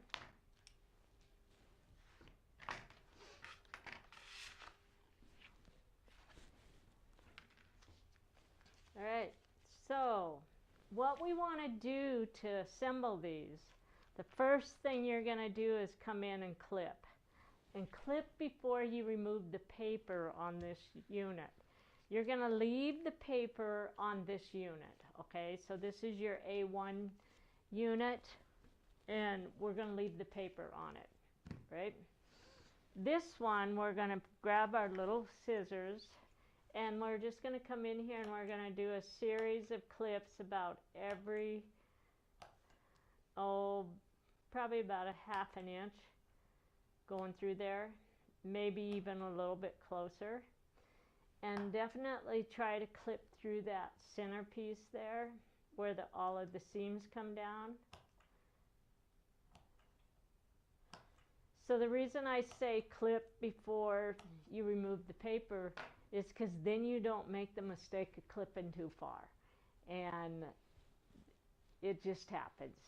We all do it. We're clipping and we're not paying attention, and we end up clipping too far up in there, and then we have to go in there and replace a piece of fabric, okay? After I get that clipped, I'm going to actually remove the paper, and we're going to start at the last section. So that was section 9, and we're going to remove everything. Oh, hold on just a second. Okay. What? Hold on. Did we lose everybody? No, we didn't lose everybody, but the camera on the front just went off. But it should be on the new battery. So, interesting. The other thing is someone just asked where they can get the ruler. You're on the main camera, so you can continue with what you're doing for a little bit. All right. But just so you know. The rulers, we have them listed on our webpage.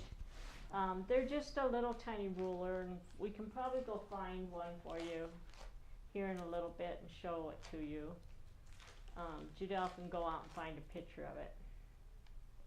So what I'm doing is removing the paper.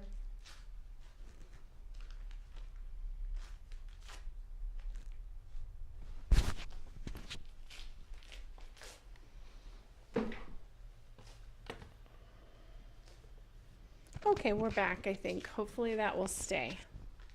We just got a new camera on the front view.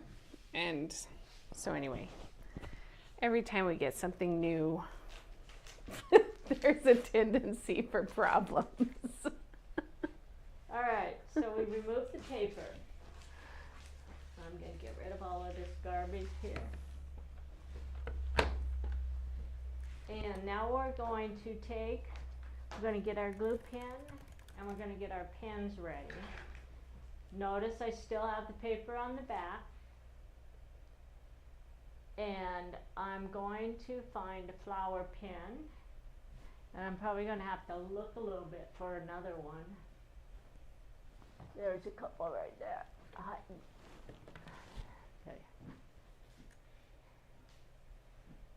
So I'm going to take this piece and I'm going to put just a touch of glue right along this edge, and I'm actually going to glue the fabric to the paper just a little bit with your fabric glue pen, and then I'm going to glue right up there in the seam allowance and get that corner, and then we're going to take our flower pen and I'm going to weave this down along my edge like that.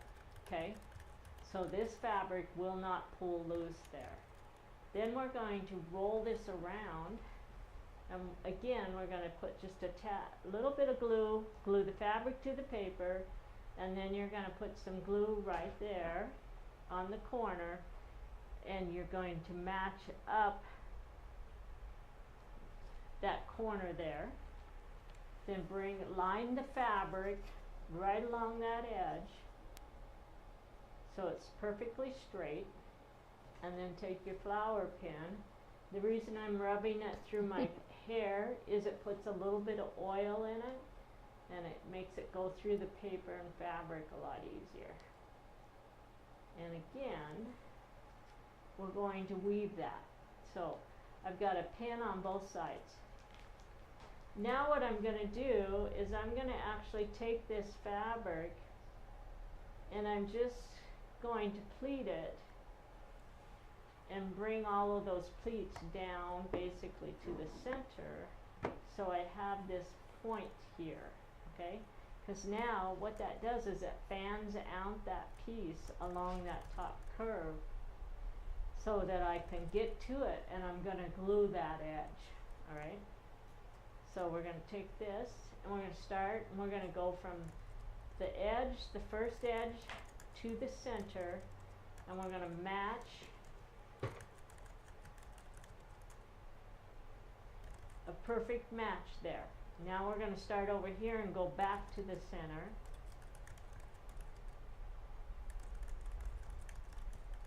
And again, you're going to pull that fabric and bring that up and do a perfect match, okay?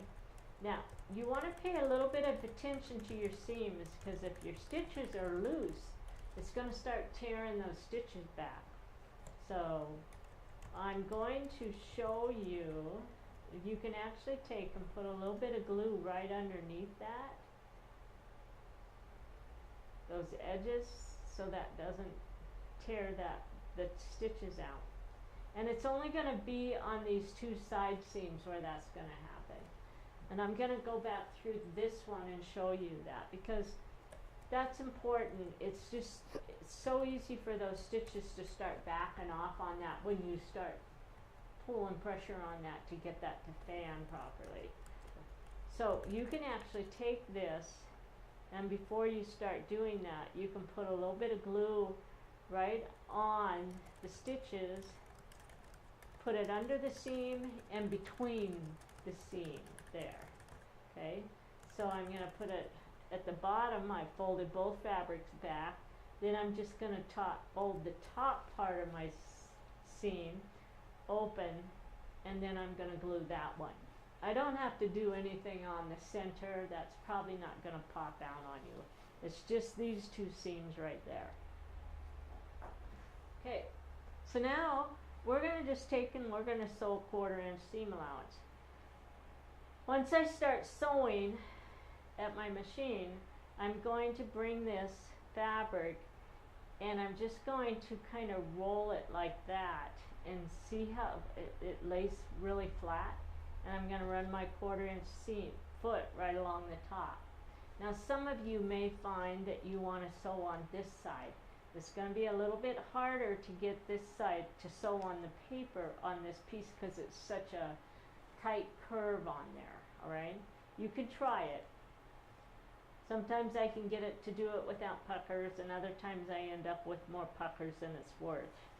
So I'm just going to sew it and use the edge of my 1/4 inch foot to get a 1/4 and 1/4 inch seam. And then what I want to do is grab a little piece of paper and we're going to start sewing on my paper before I actually start sewing on this, because now I can hold on to that paper and keep control of it. You want your needle in the down position, okay? And then lift your pressure foot, put it right, that foot needs to be perfectly at a 1/4 inch, okay? And we're going to take 3 or 4 stitches. 1, 2, 3, 4. Lift the foot, pull that pin out, and then put your foot back down. Now you're going to come over here and you're going to move this edge and let that edge start just laying there. And we're going to start working our way around that little curve.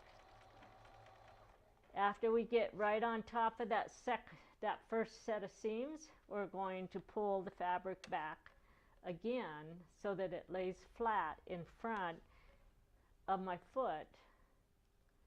And I need to pull it up. I didn't quite get that glued very well right there.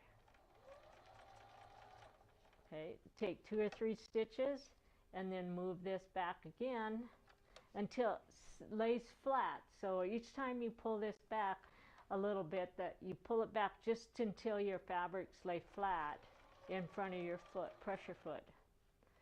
And now we're going to do this again. So you're going to have to adjust your pressure foot and your fabric 3 or 4 times as you go around there to make sure you don't get any little tiny pleats in there. And make sure it stays lined up with your paper. And when you get to the end, you're going to make sure you don't have any little puckers right along that edge. And then you're going to pull the pin out and sew off the edge. And then you're going to look at it, and if your stitches land on that seam, you're going to pat yourself on the back and say, "Good job, Judy. It's just perfectly right on that seam." So I have a perfect piece. Now we're going to open it up. I have no puckers. It's laying really perfectly straight along both edges, and we're going to go to the steam iron. You guys do have the choice. You can actually press these in like that. You have to remove the paper, and you can press them out. Now, I do want to mention something here because it just dawned on me. Remember, my papers had a repress seam on it, and I didn't repress that seam. So now when I sew this up, I'm actually going to end up with a stacked seam. So let's go back to this other piece here, and let's go find that repress seam. So this is going to be pressed with our iron, and we're going to go back to this one, and it was actually this piece right here is my repress seam. So I'm going to take this one and fold it back. The best way to do a repress is to fold it like this first, and we're going to take the iron, put the iron on it, and then after we get that pressed to where it lays like this, then we're going to come back, and I have the little bit of glue on there. Now we're going to come back and we're going to press it this direction. And I'm going to grab my glue pen, and I'm actually going to put the glue on this side of it before I go to the iron. All right, and I'm going to put this up at this end as well. So now when I go to the iron, I can actually steam that to a repress.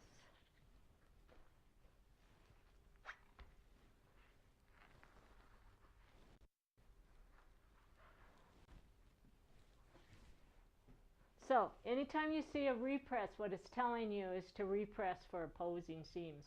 So now when I take and I join these two pieces, these pieces right here, they just lay in there and they lock together, and I have opposing seams on my point. And so don't forget your repress seams, all right? Don't be like me. Okay, so we have our first little curve in there. Now we're going to take this one and we're going to do the same thing. So see how I set it up and I marked my little marks there? I did that so you guys could see what I'm doing. But there's my template, and I'm actually just going to do the same thing. I'm going to clip each one of these. I don't have to clip these as close because I don't have all the seams in it. Okay? Alright, so we're going to pull that piece off of there, and now we're going to take this one and we're going to do the same thing. So I don't have paper left on this little piece, so it's going to make it a lot harder to actually get that to sew together. So let's go ahead and we're going to glue this right like that, and then we're going to glue this one over here on that side.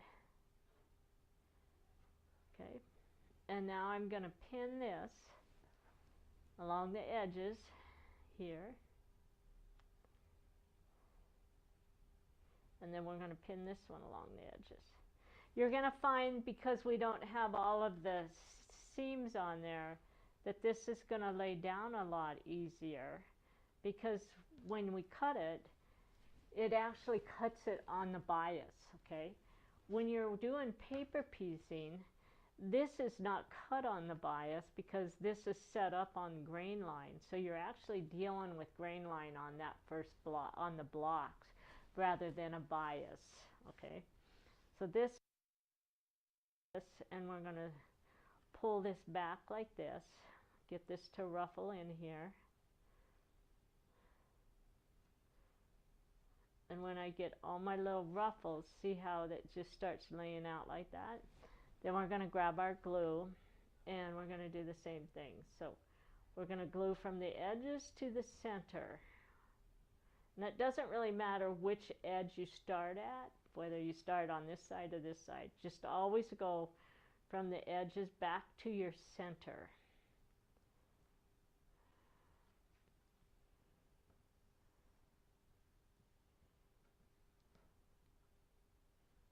Alright, we're going to take that piece, we're going to sew, start sewing on some paper, and then we're going to line up the edges and sew a 1/4 of an inch seam.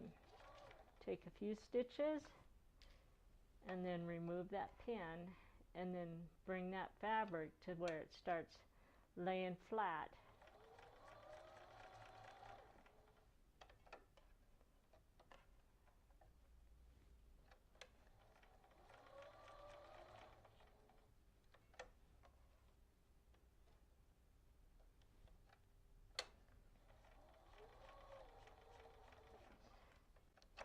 And you'll find that it's a lot easier than it looks on your machine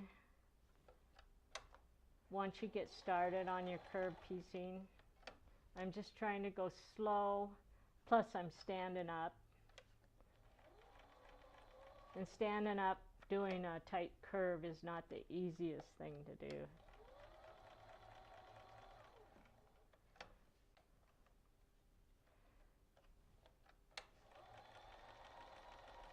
All right.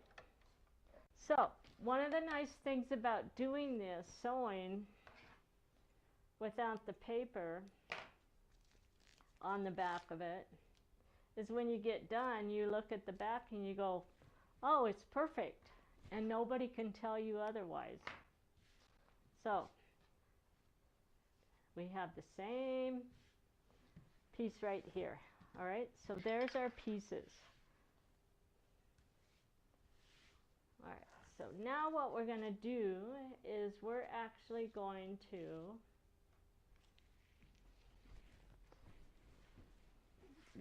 and we're going to finish up that border for you. So after you get these all done,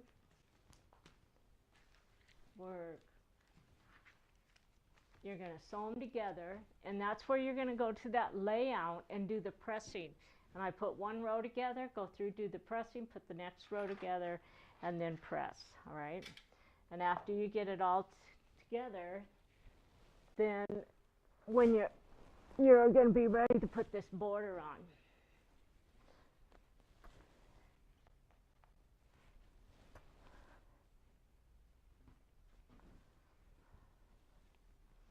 All right, so when we do this, you have to measure this, okay? And one strip of fabric is enough to do what we're doing with the border. But I am going to tell you that if you decide that you want to do 2 borders on here or make it bigger, you're going to have 2 strips, because this is, you have to have the 42 inches in order to do your mitered corners, okay? This is a square quilt. If you don't want to do mitered corners, you don't have to. I left these pieces open so I could do the mitered corners. But because it is a square quilt, you can make the choice not to do a mitered corner, all right? And then you could add all of those extra pieces on there, okay? So when you're actually working with a quilt for miter to miter, you have to make sure you're measuring it properly, all right? So basically, I like to go through and get my first mitered corner. So first of all right, the first thing we did is, let me show you how I did this piping, since that's why we're doing it. I don't like to sew both edges of the piping onto my border pieces because it has a tendency to ease it in and it doesn't lay very flat. So I like to just do one edge. So if I actually open this up, see, there's my piping. After I get that piece done and sewn on there, then I come back and I actually fold this over and I press it. And so I have this all pressed. So see, I started with my strip, and I think that strip is 1.25 inches wide. And after you get it sewn on, then you're going to come back and you're going to press it in half, and the top piece is going to basically just kind of lay there like that, okay? Now, if you want, you can actually come in and put a little bit of glue along this edge to just kind of hold that down. But don't put a lot of glue on it because there's no reason for it. But if you just put a little bit of glue along those edges before you take it to the iron to steam it, it will keep it from moving on you as you take the iron and you press it. And then you're going to get that creased, all right? Then I came in here after I was done with that, and I cut my first 45. And I used my big ruler.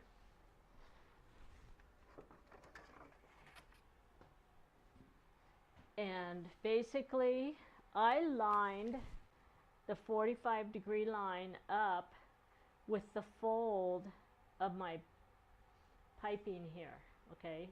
And this is called a lip of fabric. It's not really piping because we didn't put any stuffing in it, but it is a folded addition to it, what we're doing. And once you get that lined up, then you're going to cut your first 45-degree angle, okay?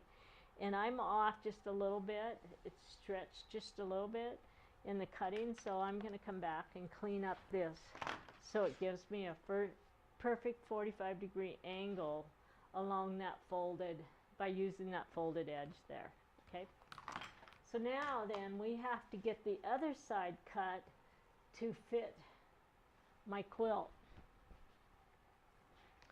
And so I usually work across the center of the quilt, and what we're going to do is we're going to find where my 1/4 inch comes in along this edge, and I'm going to mark it right along that line.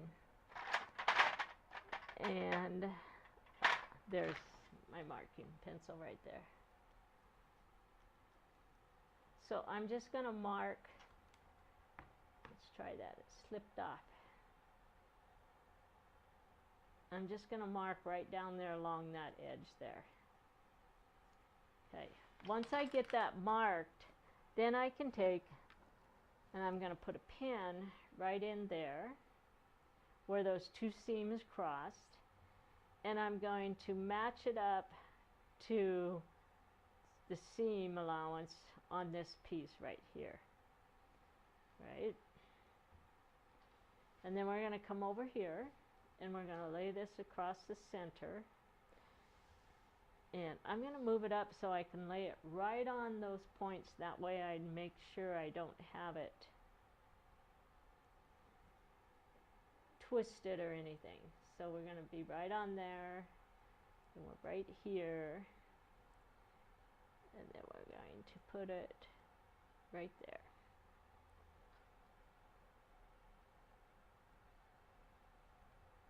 Right.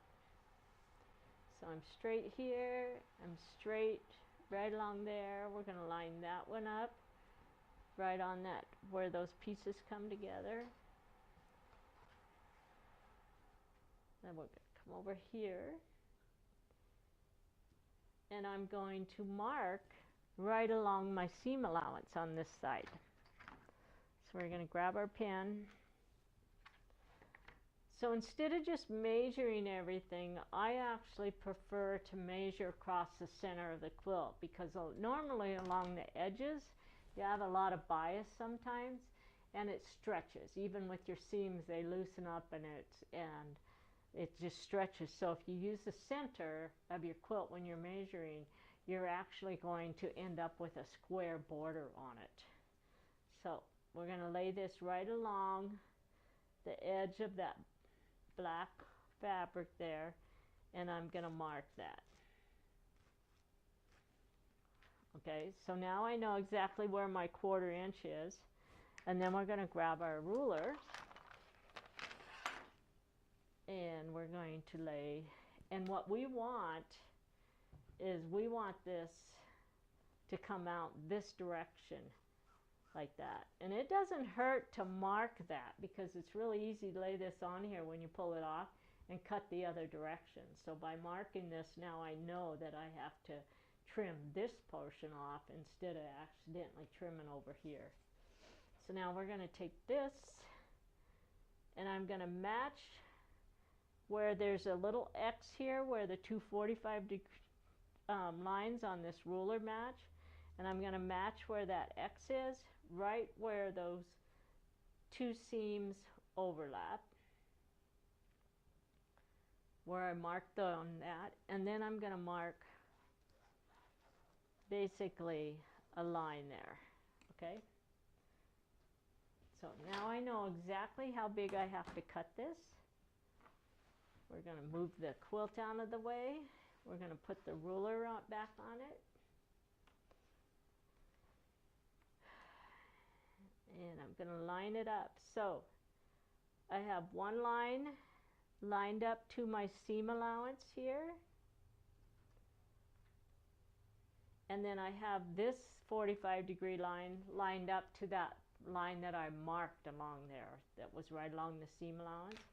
And now all we have to do is come in here and we trim.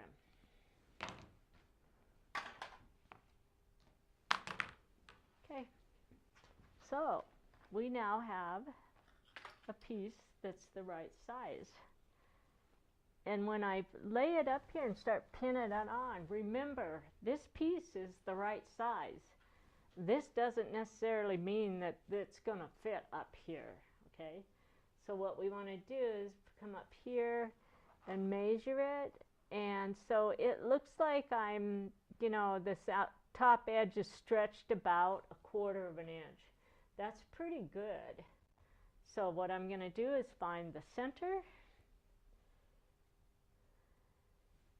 of it, and the center of this really lines up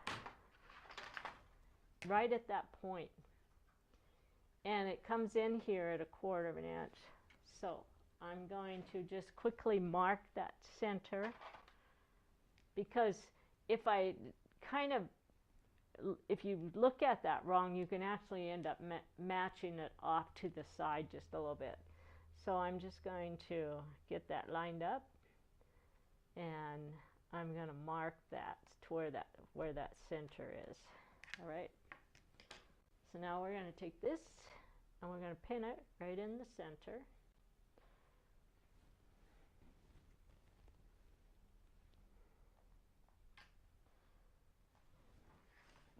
And then we're going to take this one and we're going to make this one match right over here. And I did cut my smart corners on these pieces so that they would line up at the 45 degree. So if you look, there's a smart corner there. So when I put that angle, it's going to match up to both sides. It's going to match up on this edge and on this edge. And I'm going to put a little bit of glue on that. And I'm going to glue that out about 1 inch along that edge. Maybe we'll go more like 2 inches. And after I get that glued, then I'm going to come in and secure it with a pin. And I'm going to use these little pins. They work better. Okay. So now then we want to take this, and I'm going to put just a touch of glue along this, and it's actually fitting quite nice. It's going to be easy to ease that piece in, because remember, I'm easing in about 1/8 of an inch. So if I actually pull on this, I can get that to lay down. And then when I pin it, I'm going to pin it back here. I'm not going to pin it along that edge. I'm going to pin it back here so that I don't have drag when I start sewing that, okay? And this edge, I've got that glued, right? And now I'm going to take and put some other pins back about 1.5 inches from the edges.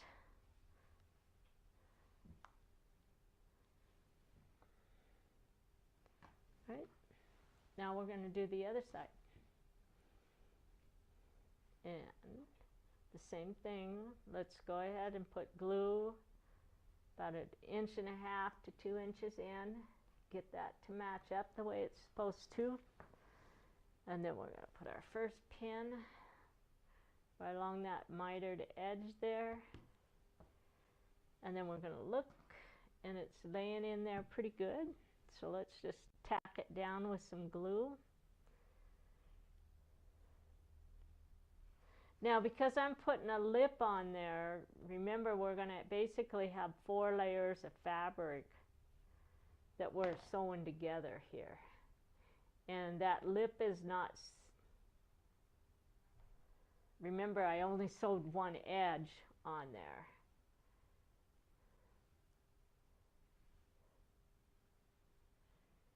Okay, I got my edges lined up. I'm going to take this, pin it down along this bottom edge.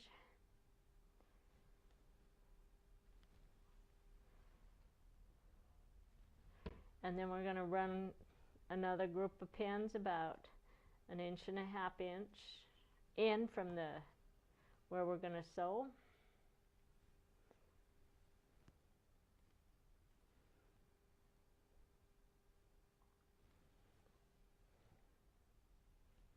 So the cool thing about what I'm doing here is I actually have a stitch line right here that I can already follow.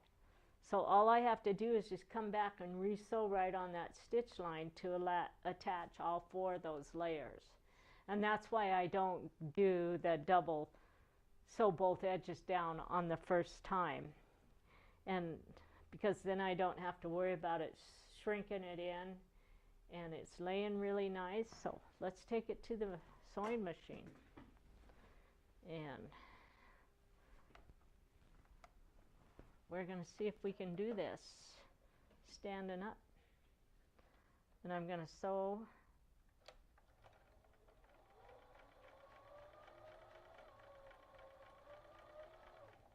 right on that stitch line that I had.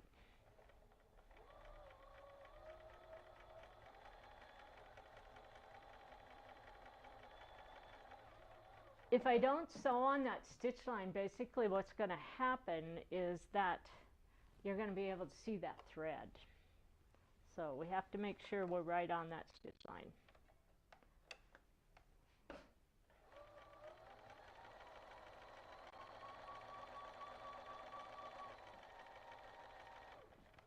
And if you're wondering, yes, I should have changed my thread, but I didn't. As you go over the seams, you're going to have a few places there that have a little bit of bulk, and it's from the points where the point of your blocks come in.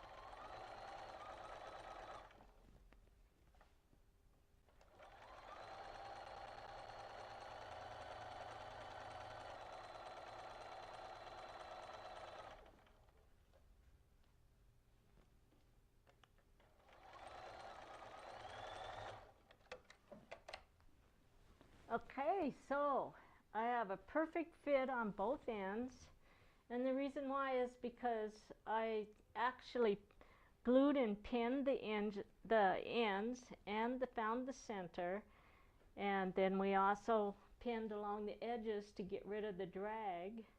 Will you check your Thread? No, and to see if the light's still on? Yeah, the light's on. Okay, then we should be good. Someone said they were having some issues if they were here, but. Well, it might have gotten caught underneath my chair there. I'm going to move it down. That's way better. So you must have just had. Yeah, I think it got folded under when I was, yeah. All right, here we go. We're going to pull all of our pins out.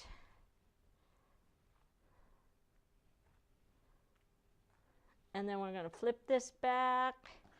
And I'm actually going to press so that the black is facing out. Is the way did I press that? No, I actually pressed it so that the black faces in on these. I should look at the rest of them. When you do it as a mitered, on a mitered piece, you can press it either way. But I actually have it so that the black is coming in, right? And it looks great, okay? So on this one, I need to clean up my edges because I sewed it on wrong last night and then realized why. So I don't have both edges trimmed. So I'm going to take this and line this and get this side trimmed. Okay. All right.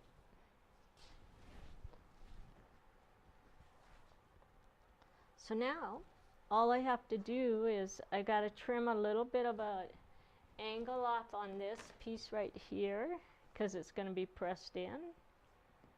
So we're going to go like this, get rid of that corner there. We probably have one here. It's going to be like that. Okay. Now I'm going to take and put, since we're pressing this in, I'm going to put a little bit of glue right underneath that to hold that down right there. And I have to clean up this end on this one as well, because that's when I realized that I wasn't sewing a border and I'd cut it for a border rather than a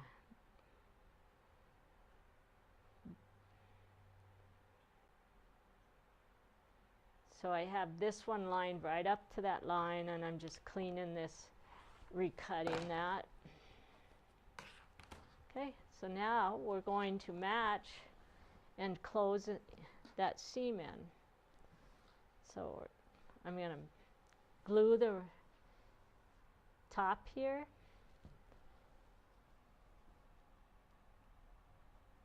And once I get that glued, I'm going to actually take and put a couple pins back along this edge here so that that can't pull on me. There. And then we're going to come in here and we're going to make sure that everything's matching up. And it looks like we're going to have a perfect match there.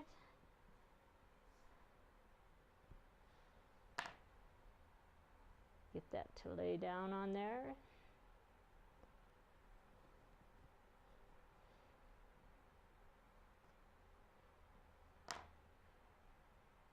Okay, so before I sew that, I'm actually going to take it to the iron and re-steam it because I've been messing with those bias edges. And if I re-steam that, it's going to shrink that bias edge back down to its natural size. I don't have a steam iron here, but we're going to press it anyway. If you have a steam iron, it'll actually steam it down. All right. And now what we're going to do is I'm actually going to sew this direction on it. Did my camera quit on me again? Yeah, I think I know why it's doing it, but go ahead and continue. So I'm going to sew from the point down into here, all right, and finish that seam.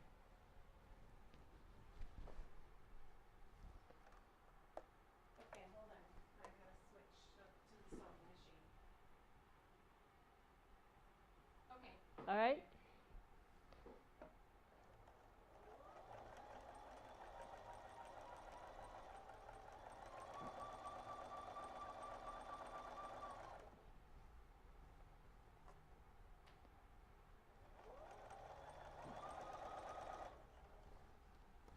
And I'm just going to double check to make sure I'm still on, and I am.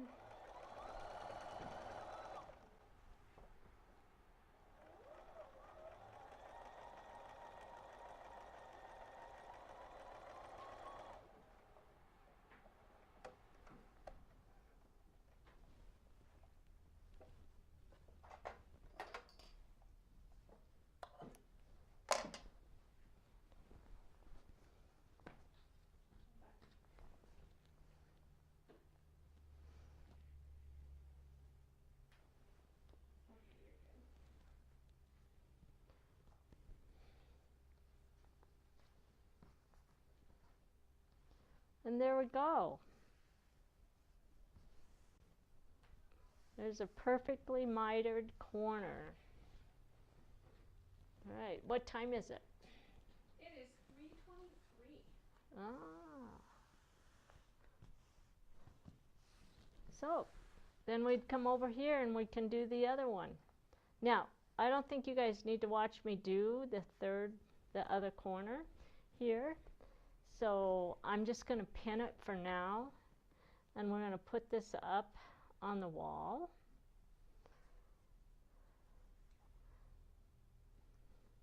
Okay, but before you do that, let me see. I'm going to switch the camera. I'm not sure if it'll start it or not, but no, it didn't.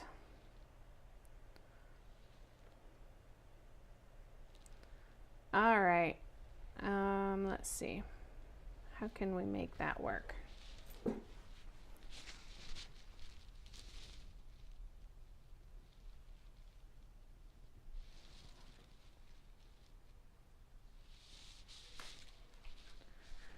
Well, darn, we could transfer back to my camera, and then, or let's try this. We can hang it on this other wall. I can probably switch this one and just zoom it out. And then let's see if this works. Sorry guys, we lost our front camera. I'm gonna have to do a little more research on that camera to see why it shuts off at about 2.5 hours. So let's try this. Okay, you can see the wall behind you, so we can put it up there with this camera. Okay. And then we'll just, or if you hold it up like this directly to that camera, you can show them the finished quilt. You see what I'm saying? Oh yeah, there we go. That looks good. All right. So do you guys have any questions about what I did here? Any questions from anybody?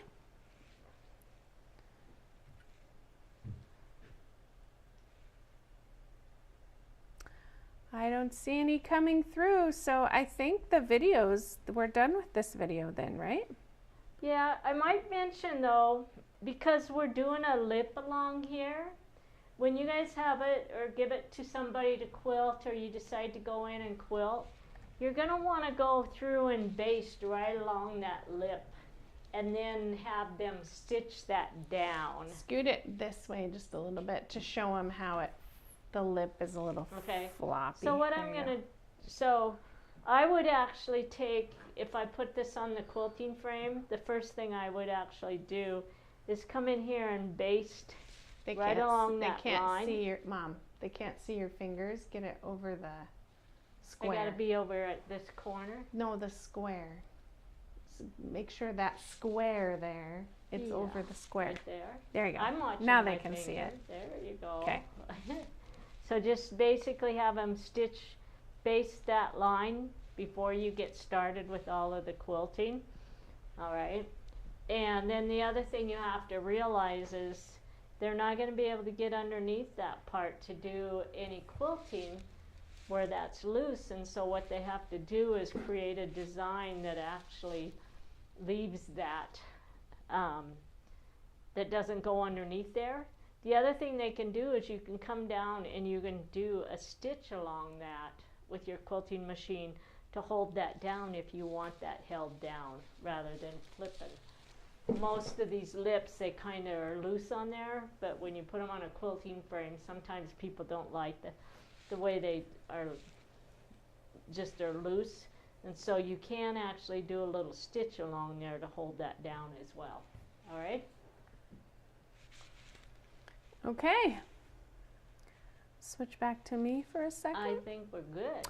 I think we're good. Sorry about the little camera issue right there at the end, but we basically covered everything, and I think we're set. So thank you for joining us. All right. Bye.